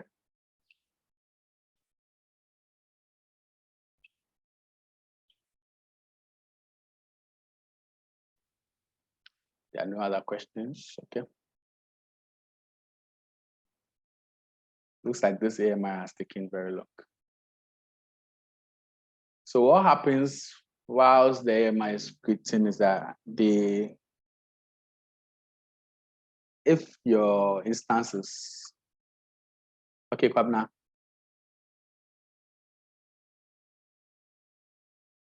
Yeah, hello. Yeah. Okay, I want to ask, is there any, or would there be any offer for us to maybe partake in the exams? Since like I've been hearing like exam. I even asked it in the question in the chat, but okay, we'll address it at the end of the session. Yes, Samuel, your question, please. Okay, good afternoon, please. Yeah, good afternoon. Yeah, I just wanted to know, so from the AMI that we have created, does it mean that we have copied all the code that you wrote in Python together with the flags that we installed on that particular instance? Exactly, that's what we've done. Okay, so what we do is maybe after the creation of the template, we just launch it and then just deploy the application, then it starts working. Exactly. Okay. So now that we have our AMI, let's go and create our launch templates.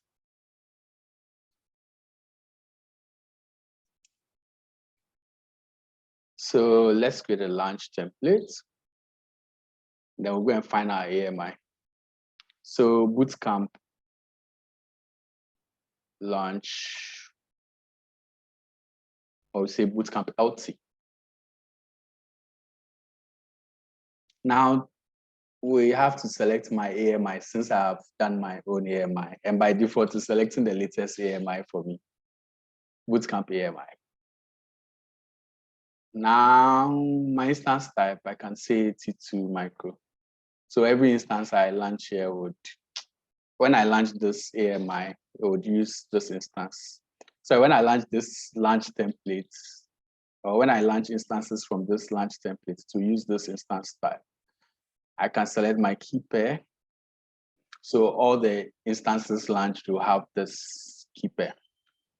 Now subnets.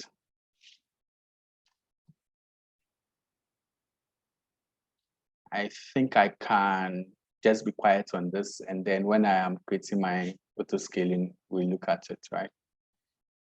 Now, this time around, I think I'll need to add my user data, because the reason I need to add user data is I want to run flags when the when the instance starts, it won't run by itself, right? So I have to run it. So I can use the user data to run it.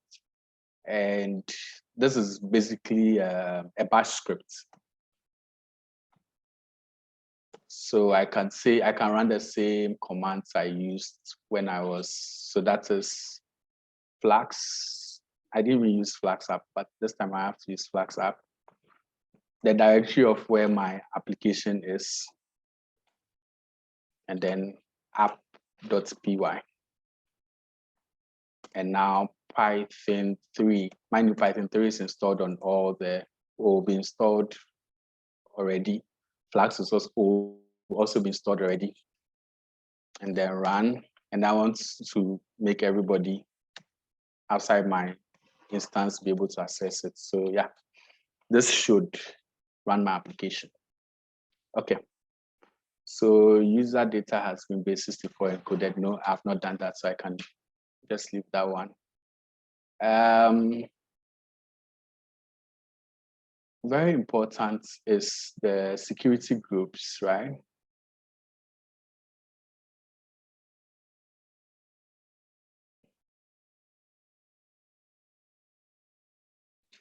So let's create a security group. Mind you, we will want SSH and app access. So this is just a description.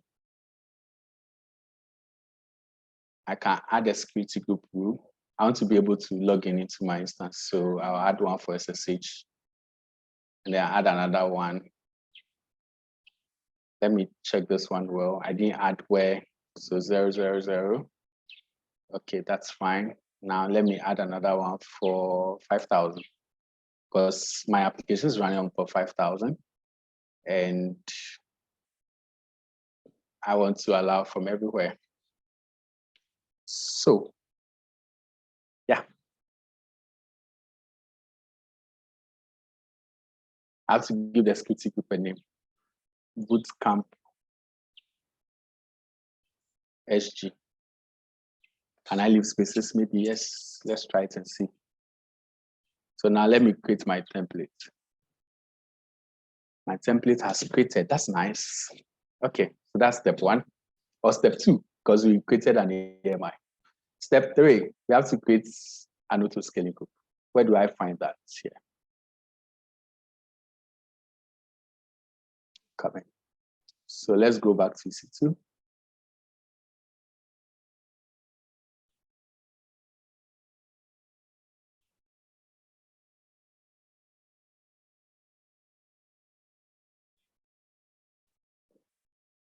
The auto-scaling groups have vanished from this page.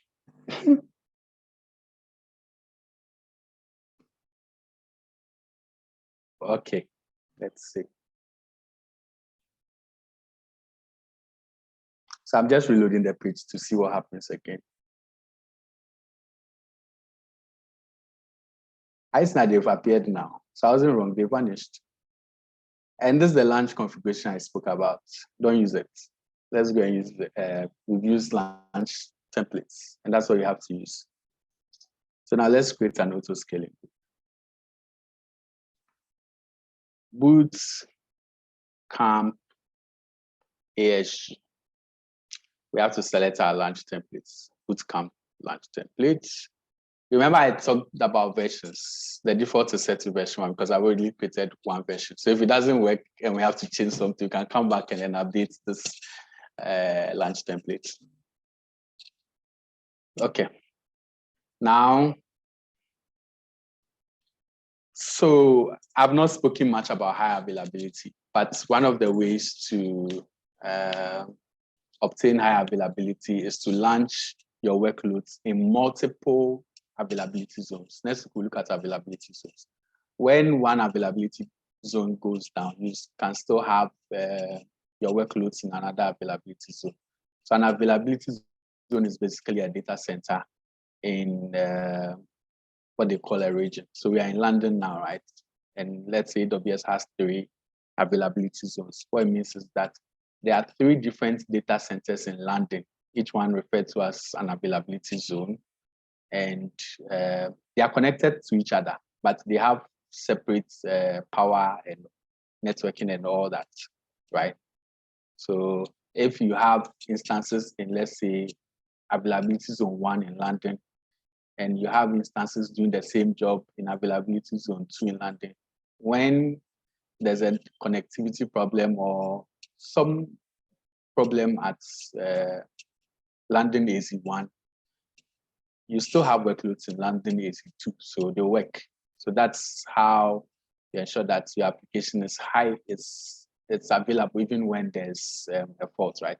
So we can select, let's say, 2 or 3, or all 3 availability zones. So if you have more instances, to launch, try and spread them across the various availability zones. So we can proceed here. And then we want to use a load balancer, right? So let's create a load balancer. We want an application load balancer. It's giving it a name. We want it to face the internet. You could do an internal facing load balancer. That one routes traffic in a VPC. That's, you will not connect to it over the internet. So we've already selected our subnets. Our listener, we spoke about listeners. So what that is to say that we should only listen for requests from port 80, right? You can add additional listeners later. So let's create a target group. Our target group, yes, is Bootcamp ASG1. Good. So our target group is basically our ASG, our application scaling group. Now we spoke about health checks. So we use the ALB health checks. That's the load balancers health checks. It gives us a grace period of 300 seconds, which is 5 seconds. What this is that it would, when a new instance is launched, it will give it 5 minutes. 300 seconds is 5 minutes. If to be healthy, because when you start an instance, maybe it's running a lot of software or installations and all that. So it takes time to be ready and receive requests and pass the health check. So the grace period is the time it will wait till it starts doing the health checks and counting them as healthy or not. You can increase it to whatever time it's good for you. We can enable monitoring and then move on. So this is where we spoke about desired capacity. You can say it's 2, our minimum is 1, and our maximum is 5. Scaling policies. Let's say our target scaling policy is, let's use a target scaling policy and then CPU utilization. Let me make this 30, right? And then, mind you, my maximum is 5, right? My desired is 2, minimum is 1. Okay. Then I think we can proceed. We could add a notification. So when there's a auto scaling adds additional nodes or scales out or in, will be notified, but we'll not look at that here. So let's go on next. And then now I can create my auto scaling group. Mind you, whilst creating this auto scaling group, I've created a load balancer.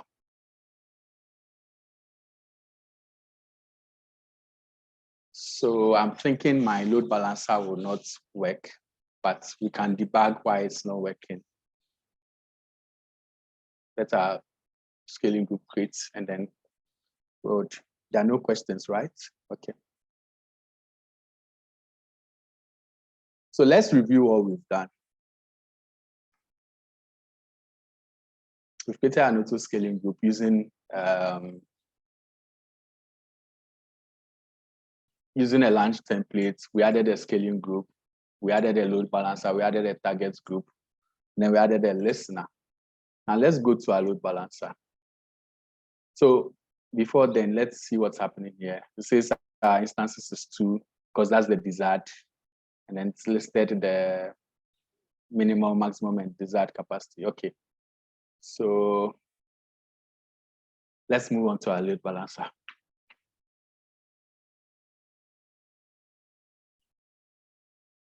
So we have our load balancer here. And these are, let me scroll this up. This is the name, the ARN, this is the DNS record. So when I want to access this load balancer, that's what I'm going to use to access it. It's being provisioned at the moment. It's an application load balancer. It's internet facing. These are the availability zones. This is my security group. So now let me look at my security group. Also, it automatically attached the Bootcamp security group I created. Pass within the launch templates. Yeah. You could also attach a different security group if you wish.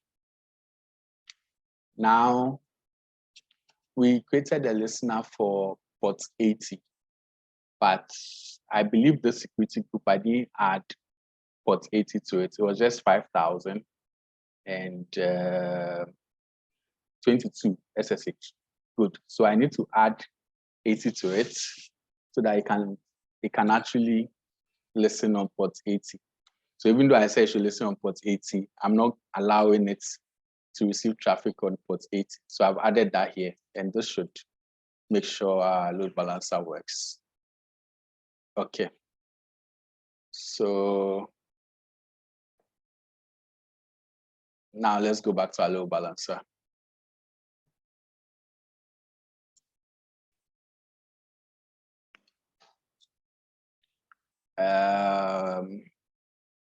Good. So let's look at our listeners. Those are listeners, the listener we added, right? Says it should forward, the rule is forward to our Bootcamp ASG. That's our target group. So let's click on this and see what is happening there. Our instances healthy? Are they listening to traffic on the ports we specified? Are they or not? So let me just remove this filter and I have my target group. What is happening? They are unhealthy. Wow. 2 of them. Interesting. Let's see our targets. Health checks fail on port 80. So you see my health check is on port 80. And that's why they are failing. Meanwhile, the instances are listening on port 5,000. So how do I remedy this?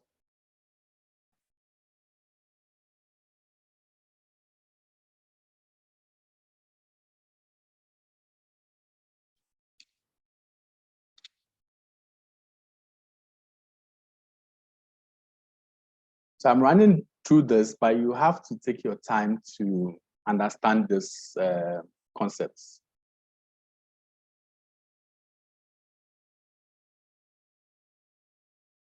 Okay, so I think I need to go to target groups rather.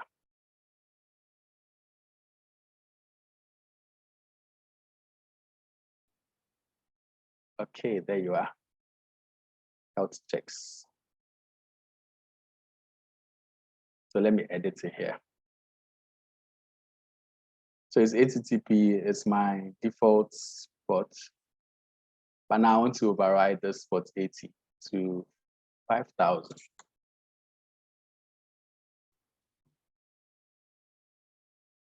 Now this threshold is set to 5. That's a lot.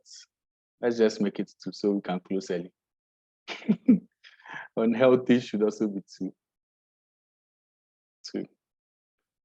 And our intervals are 30 minutes. Okay, so let's save this. Meanwhile, you realize that our instances would have been launched successfully. Let's go to London. Where are we? So also always, you have to make sure that you're always in the right region.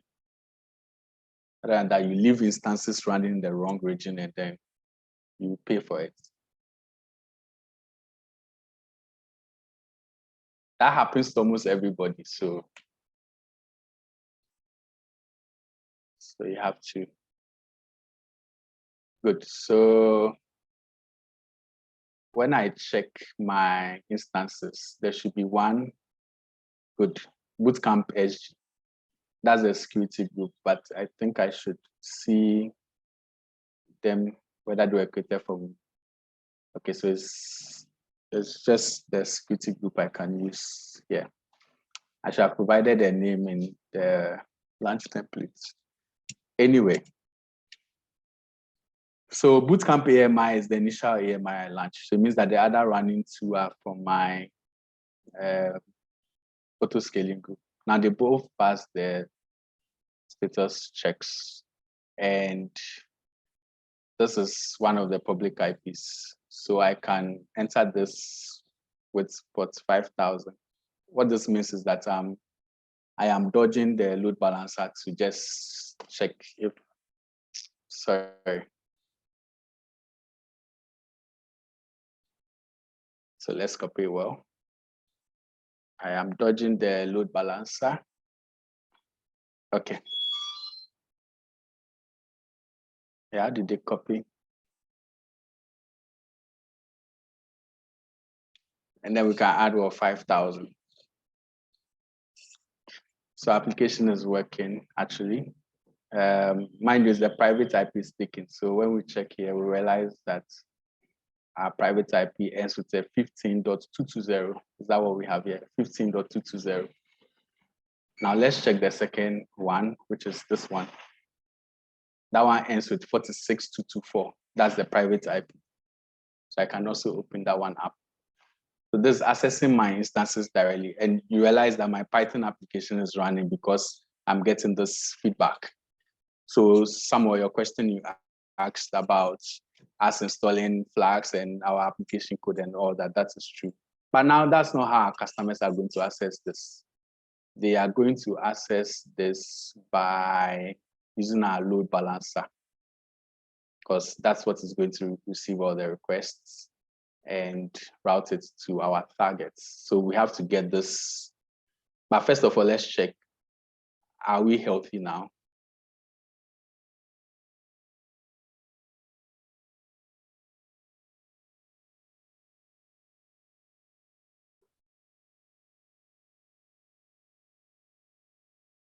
I'm still failing the health checks.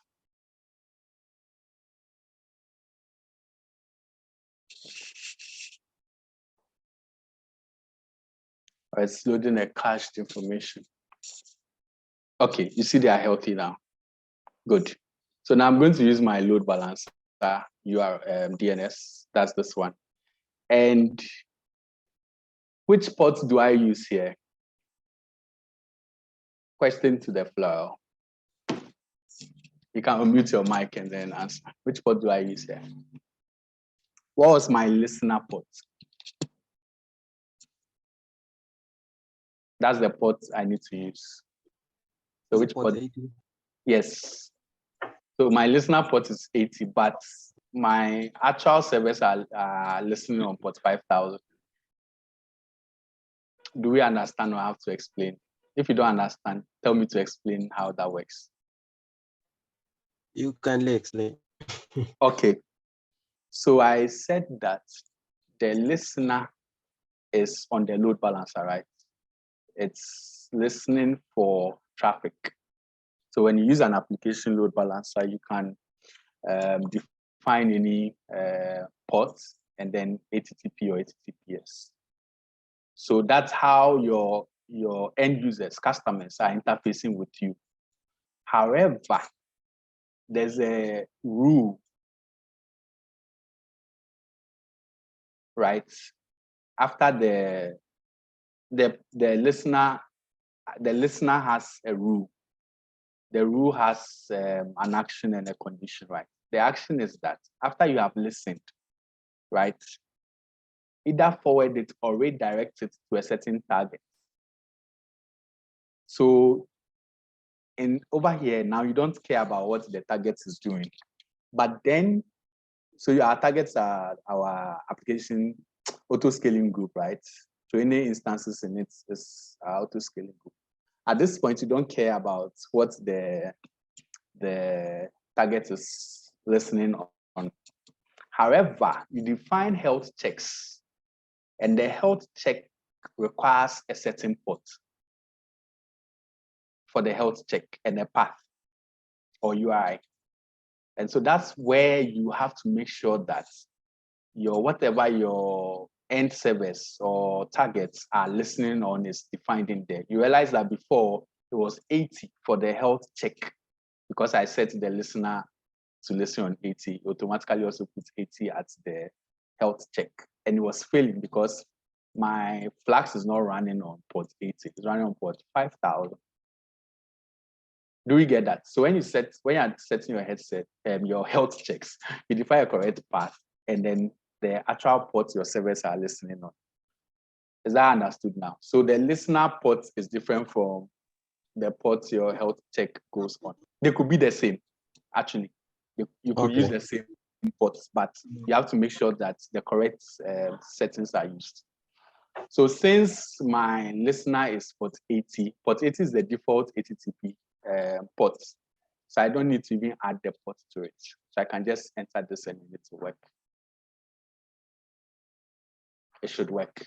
It will work. Okay, great. Bad gateway. Wow. So let's do. Bad gateway means it's a problem for my server, but my servers are running though. Okay. Did we change our listener? Hold on.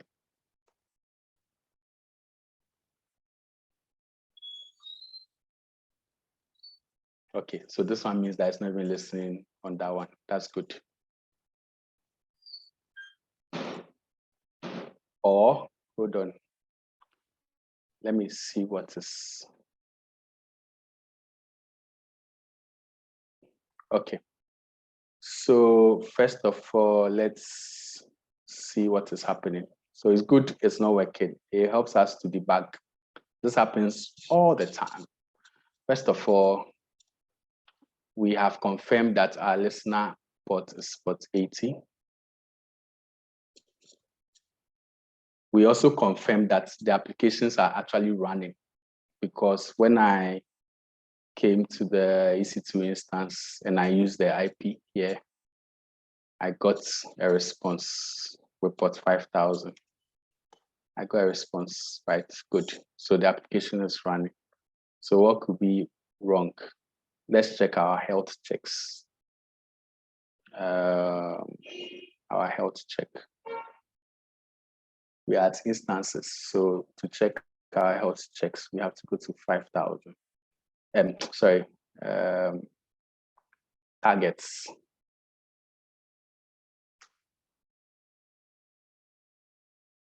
Okay, it'll take a while to load. So let's refresh this and see. They are healthy also. But this port 80 here. Hold on.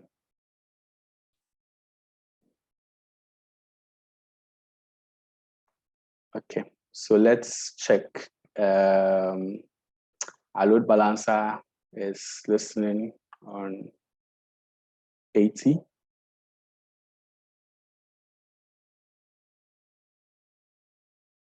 Our targets are healthy.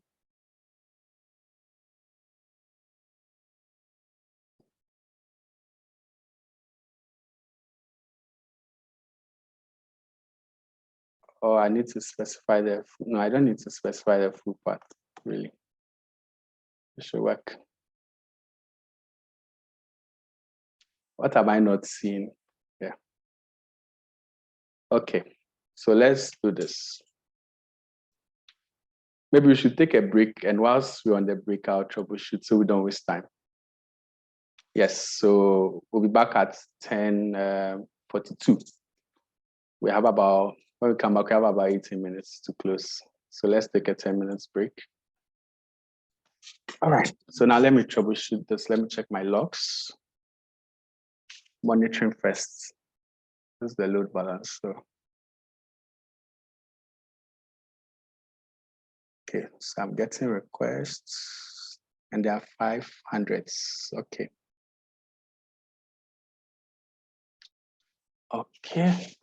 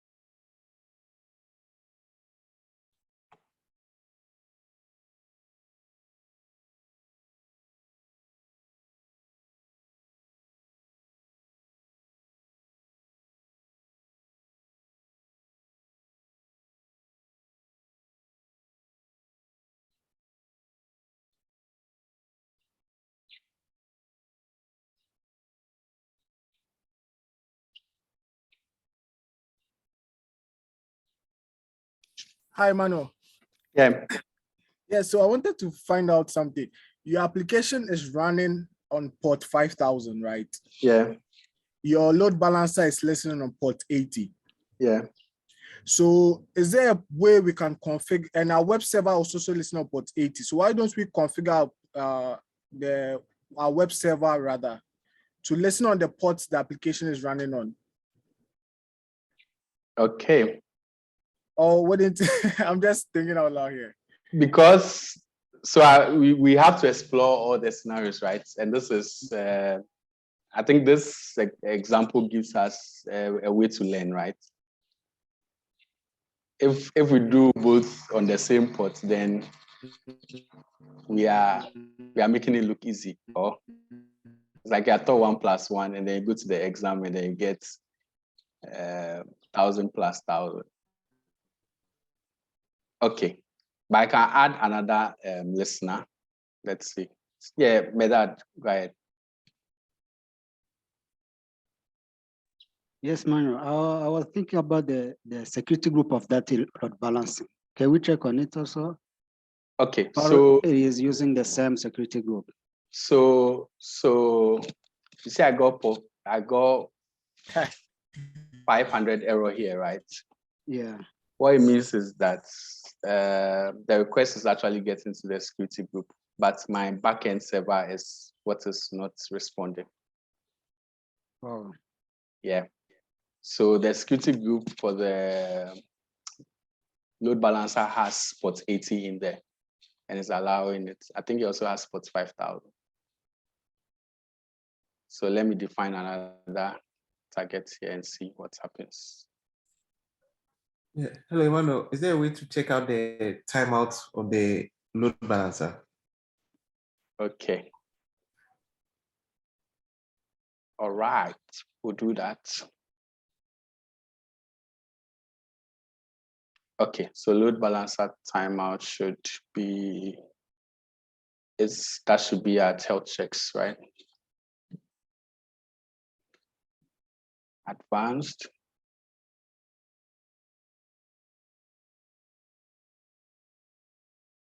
Yeah, if we can increase it and then see maybe 1 minute or something.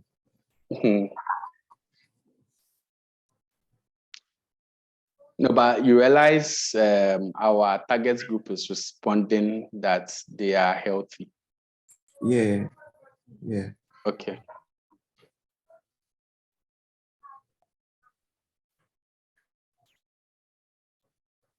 Okay, so let's just make it 30 or 29, since it must be smaller. Save, okay. So what this means is it's a bit strange because our health checks are succeeding. So it's healthy. It's healthy here. So our instance, and our instance is also running on for 5000.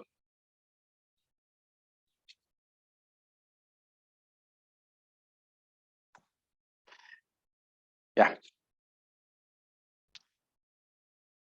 Let me check my load balancer URL.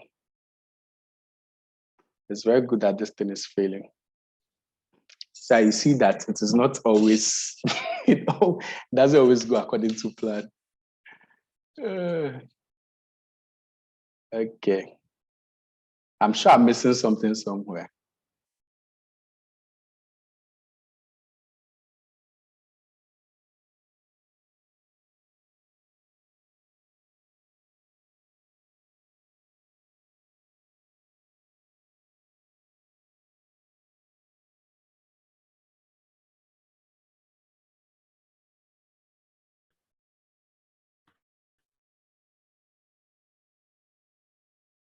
CloudWatch also takes.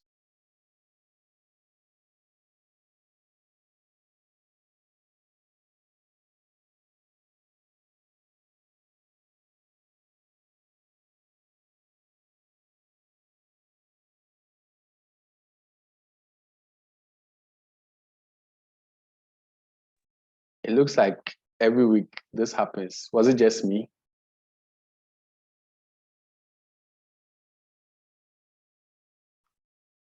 Am I the only one whose Zoom went off? No, actually, mine also went off. I was wondering why. Okay. Yeah, it happened at my end as well. Okay. So our security group has, for the load balancer, is accepting SSH 5080. That's fine.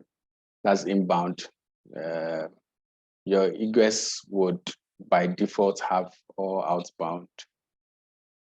Yes, all traffic. Security group O.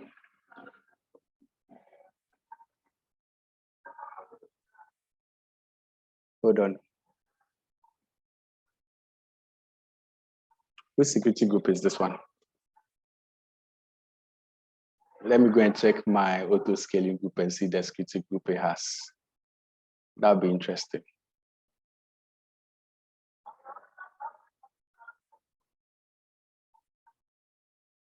Bootcamp. Okay. So what's your security group? So this is what 04670116. Okay. Where did I see that one? This auto scaling, okay. And then, so you realize our target is being deregistered, right? We'll come to that, but first of all, so let me add an outbound to this because this looks very strange to me. Hi, Mano. Mano, please, we see I your can't screen. see your screen. Oh, okay, because we went off and came back. So I was wondering if it was. So I was just talking to the air. Let me add a rule here and then I'll come and investigate what security group that guy is. He looks suspicious. I don't know him. The security group. Okay, so now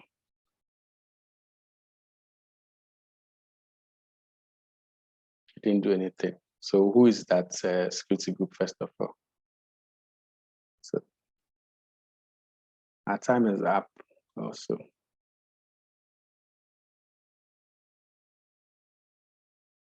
I wanted this to work and then we'll look at the last part of this demo, the scale in and scale out. Unfortunately,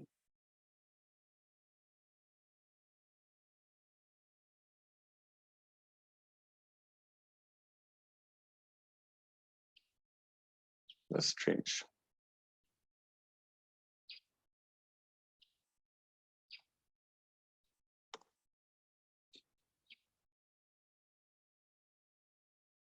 Okay. So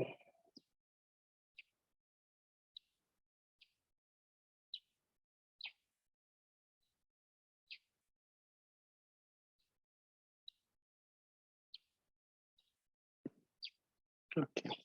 Let me open my target group also.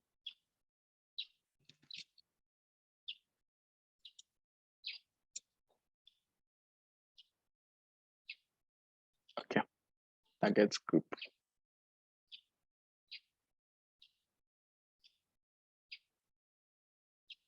Bootcamp. Yeah. Are we listening? Are we checking for the application? We are checking for the health. The health checks work, right? Yes. But when you input the IP of the server and you the 5,000, the application was running. So the application is running. So exactly. I'm that trying makes to understand the flow. So our health check works. Our application is running, but our load balancer is not routing traffic or reporting that our targets are not working well. This is interesting. Okay, so what was I even doing before?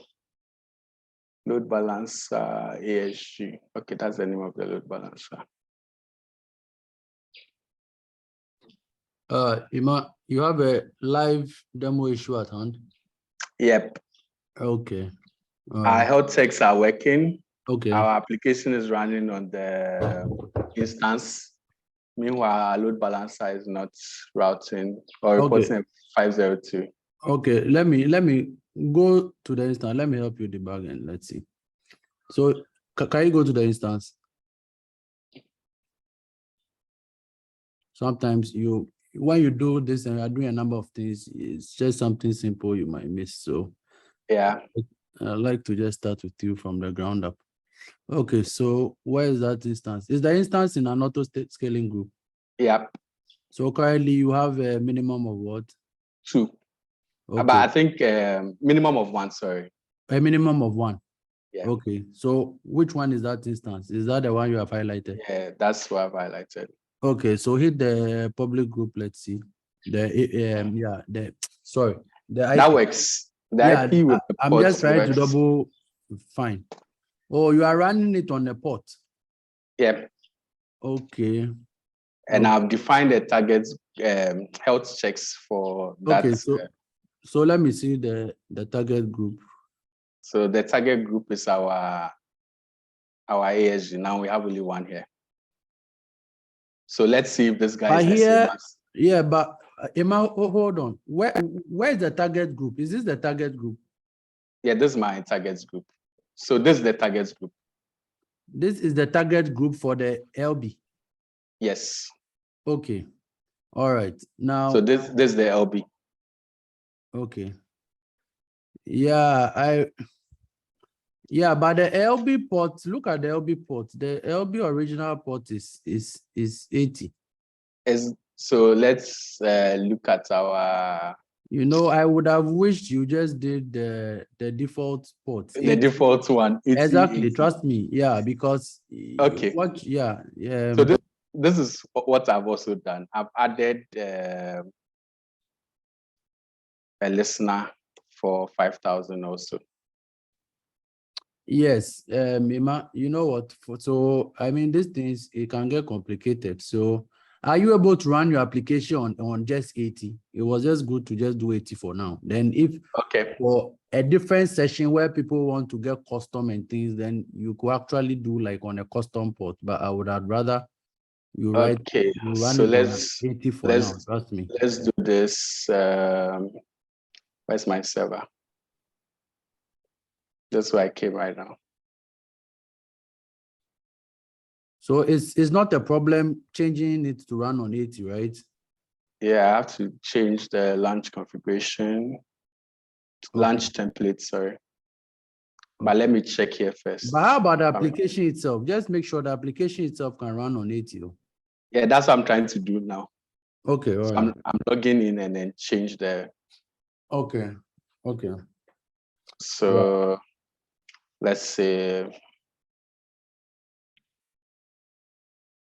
So how do I stop this thing?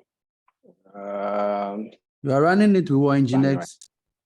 No, just a simple Flask application. Oh, okay. I see. Okay, so let me.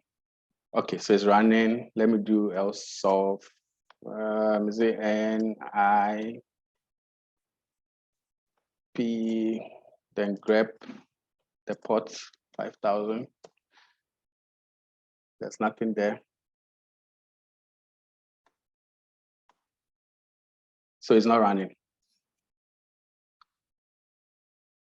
Well, I should do sudo Linus and your permissions. So that is not 5,000. Are you trying to check whether the application is running? Yeah. No, I'm trying to find the PID and kill it first. Oh, I don't. Okay. I found it.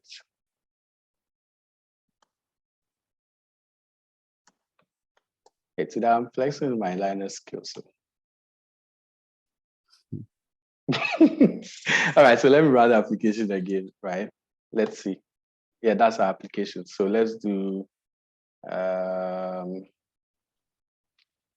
Python 3,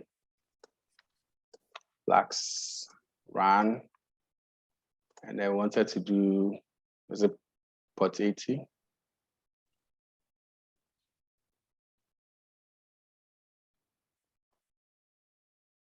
Okay, so will sudo work? Okay, good. So it runs on port 80. Now let me check in the browser.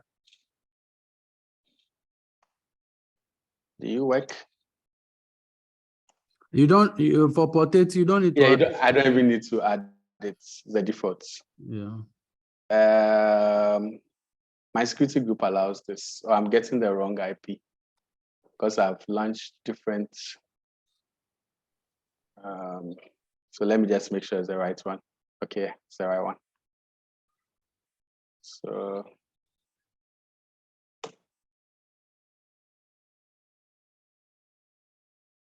oh, why it's not working? I have to add this one also to it. Then I can reach it from outside. Okay. So now this should work. Okay. So let's go back to the target group.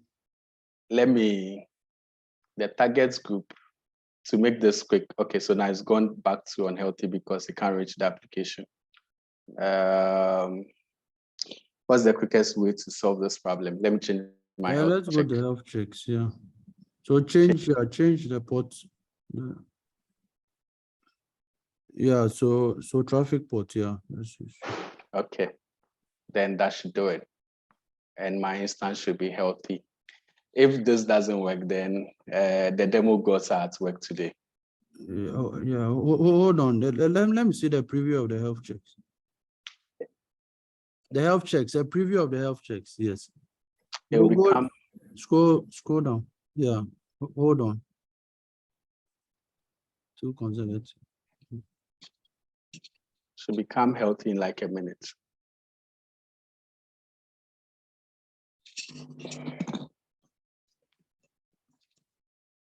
Okay. Oh, you know what? I just have to create a new. Let me update the launch configuration, create a new. The launch config. Okay. Yeah, and that it will mess this thing up. Okay. So my launch configuration, all I have to do is edit. So this, I told you we can version launch configuration. So this is giving us an opportunity to version our launch configuration. Something is not working, so you can come back, change it. What do you think I'm going to change here? I'm just going to change my add port.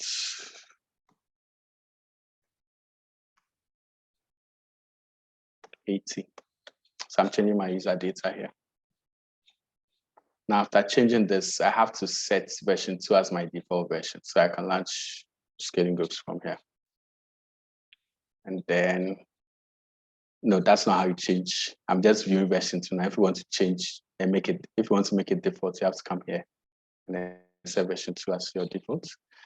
I guess when this works, we close. We couldn't look at containers and serverless, but I'll share the slides with you. had a cool demo on containers, but won't get there. That's fine.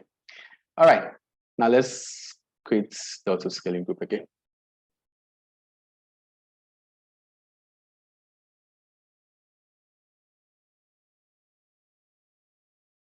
Let me delete this guy.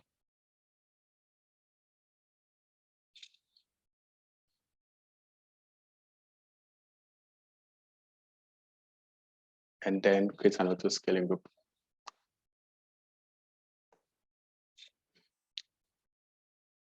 Then I use my launch. You realize now it says version 2, right? Meaning it's referring to it's referencing the correct.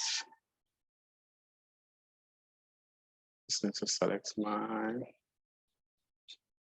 And then next. We have a load balancer already. Let me attach it to it.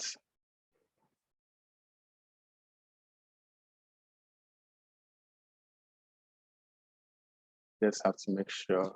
So ELB. And then metrics. Then next. Let's set minimum to 1, bizarre to 2.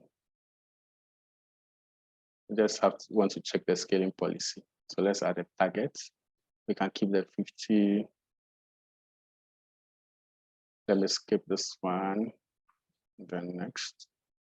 And next. Then move. Okay, so let's create our auto-scaling group. So the most important thing is for our target group here.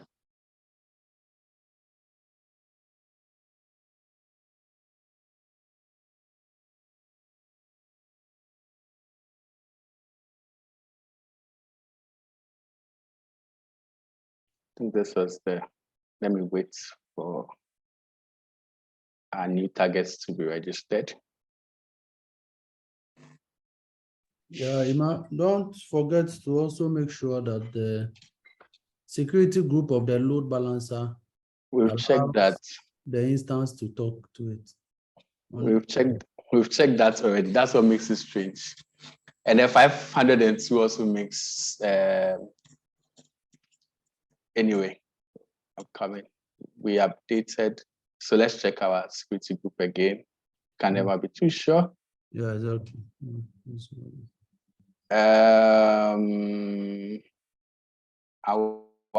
Okay, after I'll check the security group of our auto-scaling group. So let me close some of these ones and then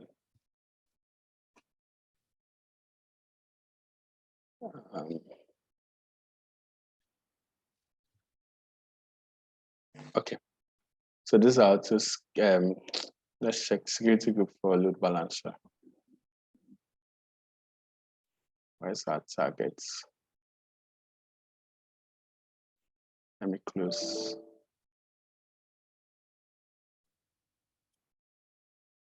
Okay, so this is a security group for the load balancer. Am I sure that's it? Yes. So let me show you. I just want to be sure because when the window opens from here, security group of load balancer. Okay. All right. Load balancer was creating the security group, so they apply the same security groups. Is the instance using the same security group? Yes. Ideally, you would have wanted to use a different. Okay, so inbound, that's for load balancer. Wait, we have what? 80 and 5,000. Okay, that's fine. Now let's go and check the security group for the auto-scaling group. That's also important. So my scaling group.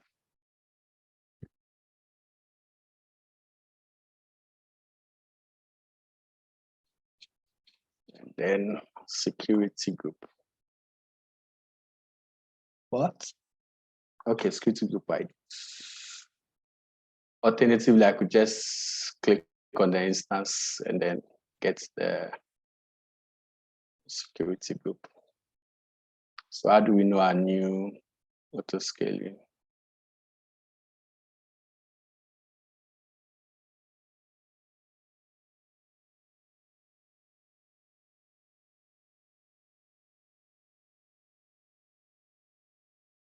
Okay.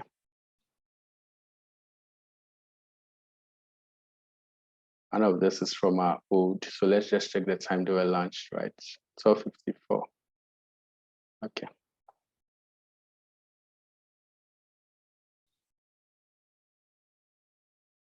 Security. Yeah, so we have the same security group. Now let me close these ones.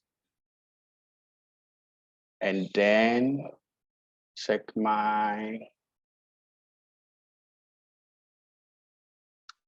IP here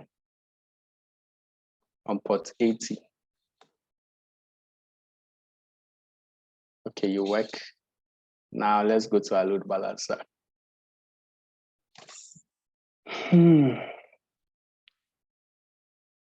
Or let me just refresh this.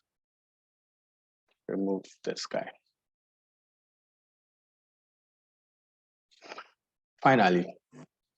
Okay, now that this works, let's see how many, we have 2 instances, right? So let's keep watching this and see if the IP will change. The reason why I use the IP is I want us to see that requests can be routed to different targets. So this is 4345, the same one. Now it is changed to 3021. So let's check our instances and see. This is the 43. This is the 451. Now let's go and check the other one. Realize we have okay, so that's the one we've already looked at. 3021. Okay. Is that it? No, yeah, 3021. Yeah, good. So it works, it's routing to the different targets. Now let's check our auto scaling group.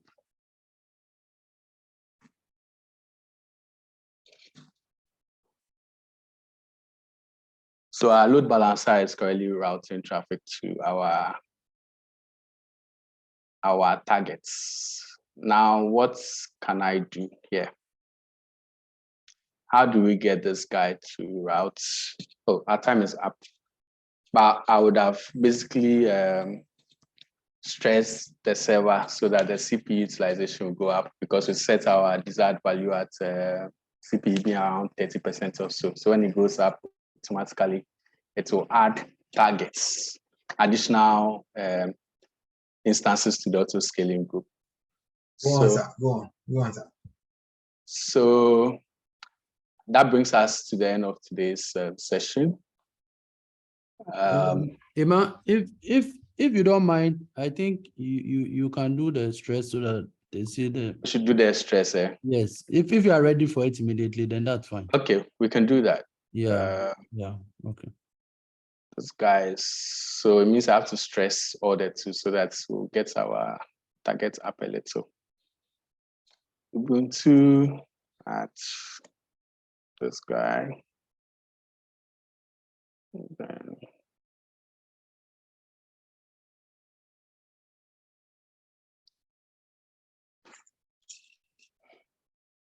okay, so the other one is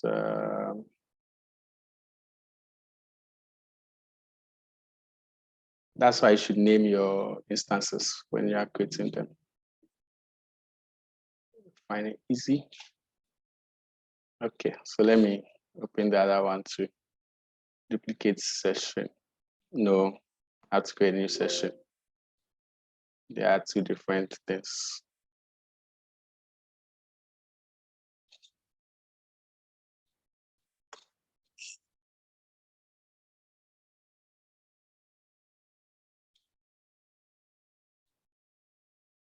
Okay. So I've logged into the two instances. Mind you, that's our desired capacity, right? So let's do this stress. So let's install it.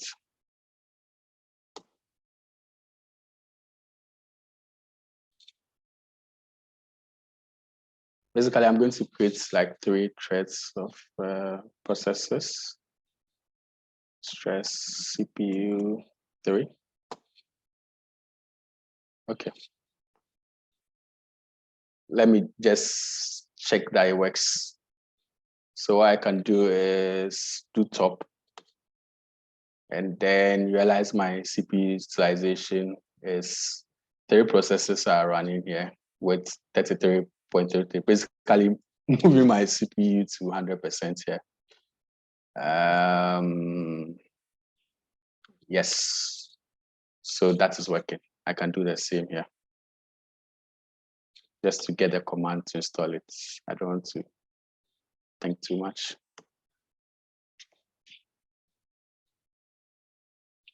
So I can kill this one since it's just giving me the top. Okay.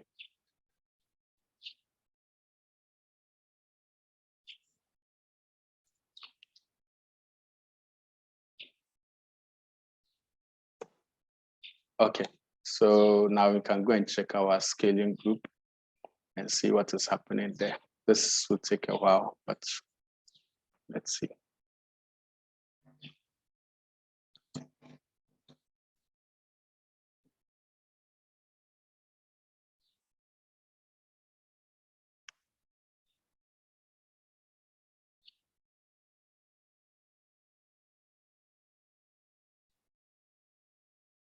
Okay, so this is what I spoke about. I spoke about scheduled scaling, use setting a time, predictive scaling, and then the dynamic. I mentioned that you can add multiple dynamic scaling policies. I can also come here and edit it and set my desired capacity to go up, right? Yeah. And I have 2 instances. We can see them here. They are in service.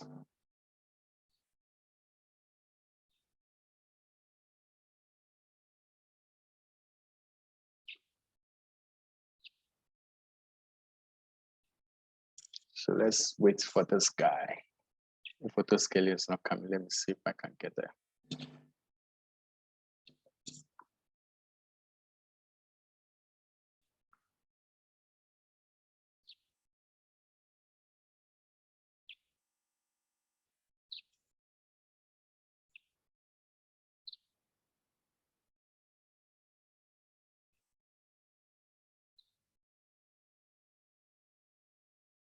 Okay, so let's do this. Enlarge.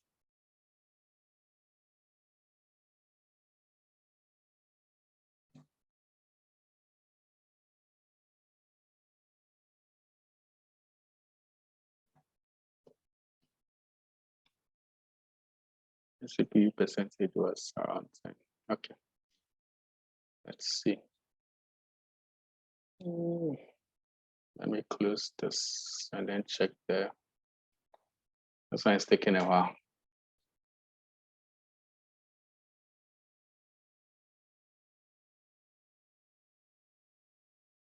So these are CloudWatch metrics telling us about our settings. So our minimum is 1, maximum is 6. You can see it over here. These are these 2. We currently have 2 in service. Total instance count. Okay. That's cool.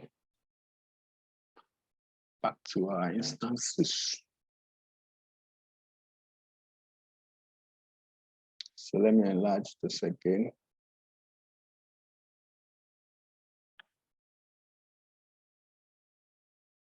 So let me just reduce this to 1 hour. And then, okay, this was when we killed it and we started again. So now we're at 6, it's 1. It takes time to collect the metrics. So let me intentionally see if I can pull it quicker. Oh, okay, we have a point here at around 87%. That's good. Do you see that here? CPU utilization around 87%. Okay, so let's see what happens. Let me go back to my scaling group and see.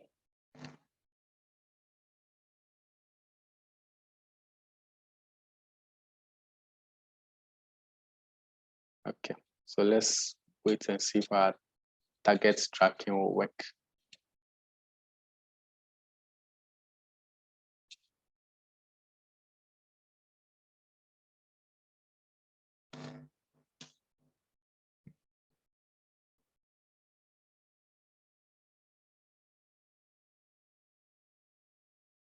All right, if there are any questions, we can also ask whilst we wait a little.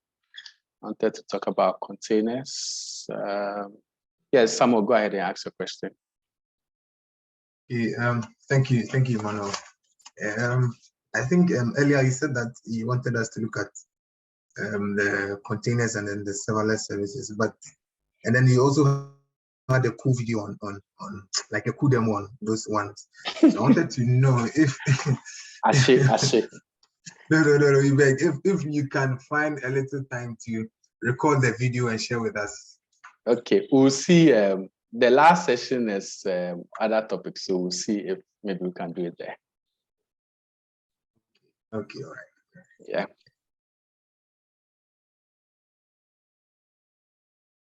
So you see over here updating capacity, right? Somebody else has raised his hand, so please go ahead and ask a question. That's Eric. Yeah. Earlier, I asked a question and you said yeah. When we are coming to the end, yes, good. So basically, if you are active in the community, we can arrange for a voucher for you. Yes, so that's the answer. So being active means that coming for the bootcamp, all the bootcamp sessions, asking questions in the Slack, contributing to questions, all that. Yeah. So that's a short answer. You realize that now my desired capacity has been set to 4. I didn't change this, right? It's the scaling policy that's it. And when I come to my EC2 console, I should have so many instances now. So that's how you scale.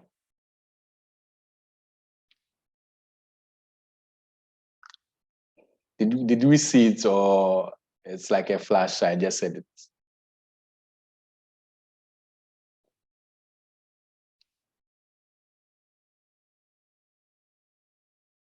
So you see now I have so many running instances, right? Let me change the state to running and then you see.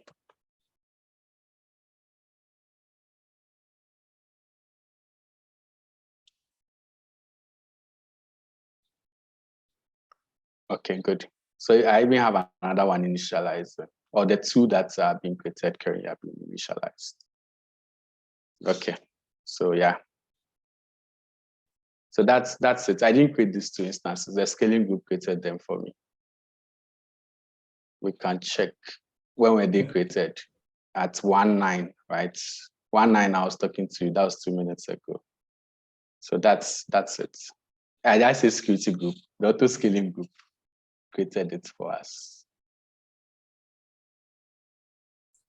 Yeah, hello, Emmanuel. Yeah. Yeah, so I have a question. I think when we're setting up the auto scaling group, we defined a design, a minimum, and a maximum.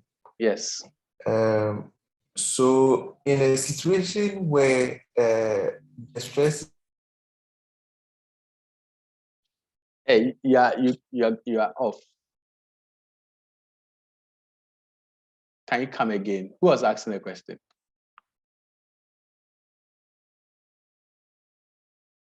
Eric, do you still have a question? I think it's Emmanuel Tibua.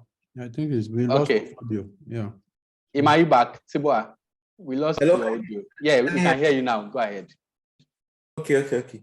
So I was asking, I think when we're setting up the auto scaling group, I think we defined a minimum, a design, and then a maximum. Yes.